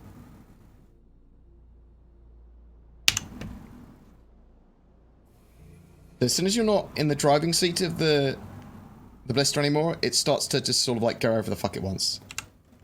I'm dodging bullets like Oh, fucking beautiful. Neo. Thank you very much, Blue Bees. You're a professional, you got this. So when you're in the blister, really you want a driver so that it can remote into the top Gatling turret and move the craft around, move the vehicle around. But also you want to have a dude in the missile turret, which is the main dude, I suppose. You can do some stuff on comms at the moment. That's the only MFD has access to at the bottom. And then at the top he has the way of moving around and fucking with the missiles. And the weapons there. Let's move to missiles. Bam. And then we can also go up into the remote turret. And very quickly pivot around.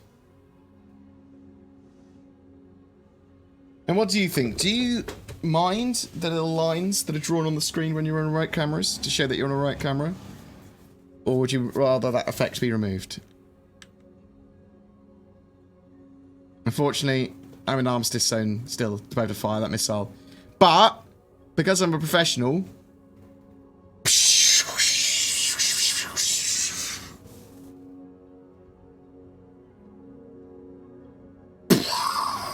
That's what it'd be like if I launched a missile and it hit that and killed it.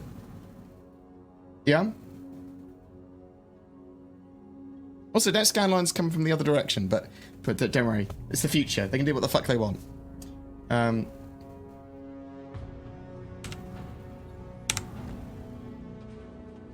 But the blister is very cool, okay? It does need to be stationary to fight its missiles, I believe. And these little pads are supposed to come down and support it. But there's no real way of transporting it at the moment, beyond spawning it at outposts. And there's no real reason to use one beyond what an org sort of like gets up to. I can't imagine being in a situation where someone's been able to spawn one of these outside of a armistice zone and make it effective to be used beyond something that I've set up with other people at the moment. So I want missions where you've got to defend stuff from other players where there's no armistice zones, so that I can, you know, spawn one of these in, shoot people down with them, that sort of stuff. I want NPCs to be able to use these, that sort of stuff. Like when NPCs can use vehicles, when AI on the ground is much more smarter in general with ground gameplay. Superb, great. Hello, hello, hello. 24 kilometers around. Make the armistice zone smaller. Come on. Yeah, they do need to hire me to do all the sound effects and VFX for Star Citizen. Pew, pew, pew! Fire the nuclear missiles!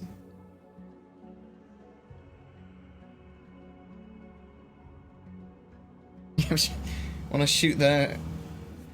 Really, I've only got a 2-kilometer range with the blister at the moment. It's a little bit over that, I think. The idea of it is it's got a really small signature, so people can't see it unless they know where it is, or unless they're very close to it, in which case it's probably already shot you. It makes ground defenses, and it basically makes spaceships on the ground not super OP, and reasons for people to have to assault bases and take out vehicles before the ships come in. They land farther away and come on the ground.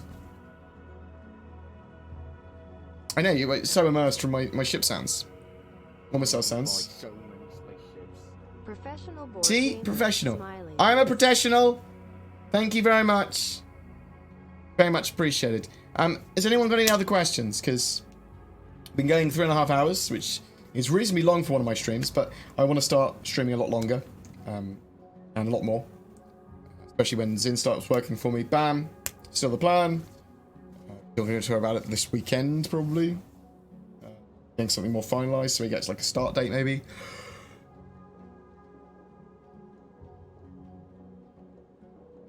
I don't believe the star. I don't believe it fits in the staff era. It's too big. The blister's too big to fit in the staff era. It's not. It's too big to fit in any of the ships that are currently flyable in game.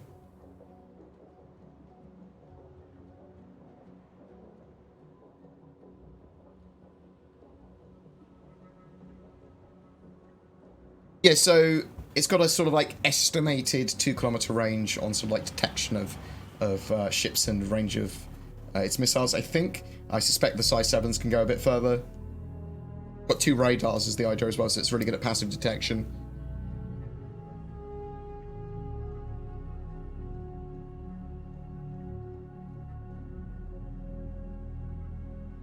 What I'll try and do is I'll try and get a video, a genuine guide on hover mode, and some of the stuff that's going to be improved with hover mode that we know about, like the 3D landing stuff, the toggle hover. I'd like to, things I'd like strafe. I'm using OBS Streamlabs for my streaming Bob. And I'm planning to get a 2080 Ti. I've flown the Glaive before, yeah, and the Blade and the Scythe. I think I've flown every ship in the game. I haven't flown any of the alien ships in 3.6 yet, in 3.6 live anyway.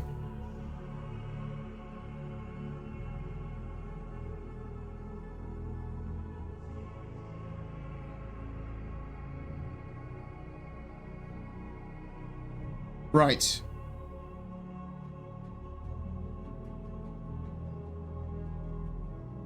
We could see some interesting stuff at CitizenCon.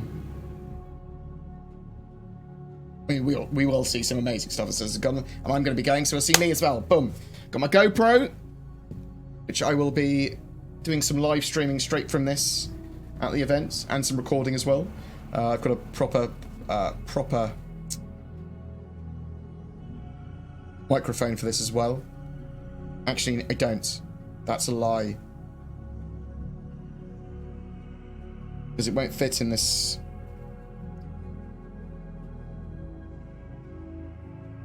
I do have a microphone, but it won't work in this. Okay. Fuck.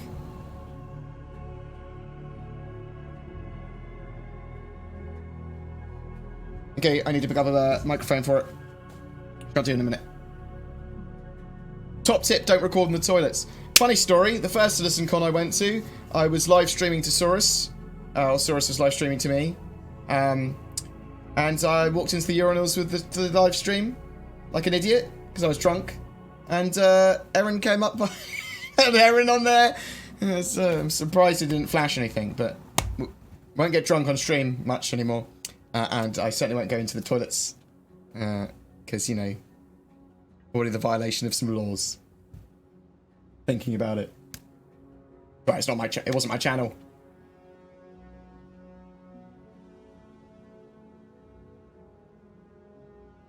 When will I be able to change the laser cannons on the front of my Warden? Don't know.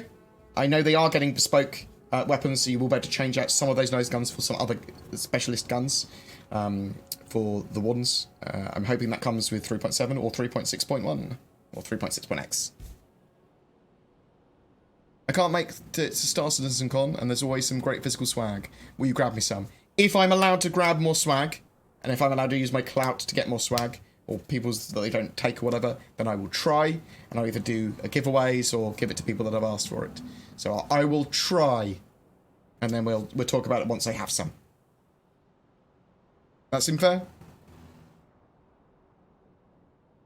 Dr. Disrespect got banned for that. I do believe he actively went in there to film, rather than me holding up a phone to my face going, oh, I'm in the urinal, and then going out quickly. Yeah, he filmed in multiple toilets. That was, you know, I did that years ago, and it wasn't even on my channel, so, you know.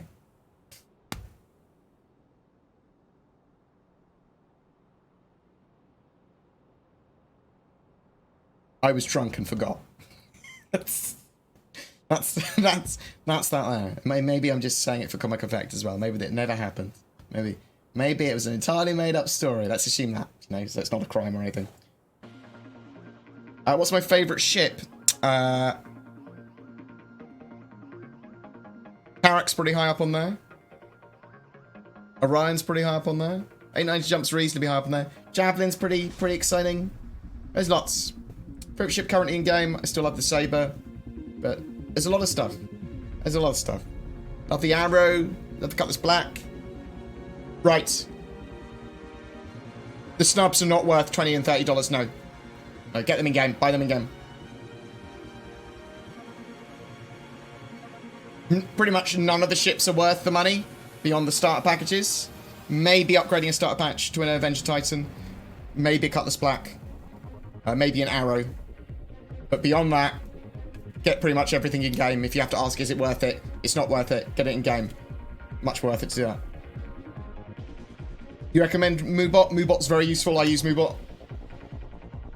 Very easy to set up. Right. I am going to dash off.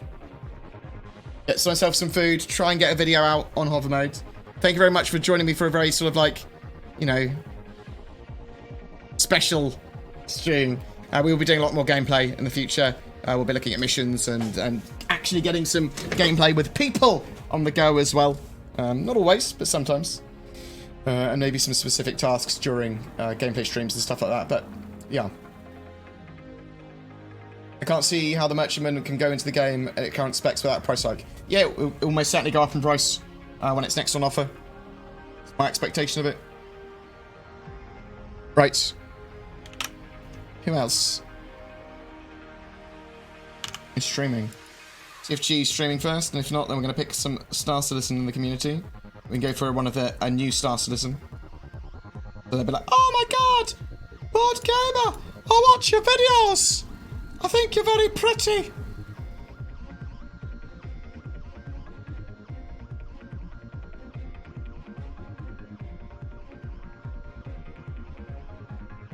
G is streaming Star Citizen! Oh, I love you, G. Fantastic. So I'll be getting Zen and G to play some, get some B-roll with me over the next couple of days, and get some stuff planned for the org, so that we can start operating the Discord with a bit more sort of like stuff going on and a bit more structure. Because, you know, I want BoredGamer to be a Star Citizen community where we play a load of Star Citizen. Not seriously. It's not going to be serious Star Citizen play. It's going to be chill stuff, B-roll stuff, pre-organised things that are pretty low effort. Not operating it like a proper org. It's a social org. So people want to get involved in that, get on board with the Discord. The organisation is just called BoredGamer, available on the RSA website. But yeah, we're going to go give G some love. And host him. He is playing Star Citizen, and we will abuse his friendship. Bam. Thank you very much for watching, guys. Very much appreciated. Here's his channel. Give him some love. Raid him. Do some stuff. I don't know. Send him some money or lick his face. Whatever you guys do. Thank you so much for the donations. Thank you so much for the cheer. Thank you for the subscribers. If you want to further support my channel, then feel free to. with donations and becoming a YouTube member. There's Patreon. There's all that sort of jazz. It's very much appreciated. I love you guys so much. And, you know, doing what I love, which is playing games and chilling the fuck out. Take care. Peace out. Mwah.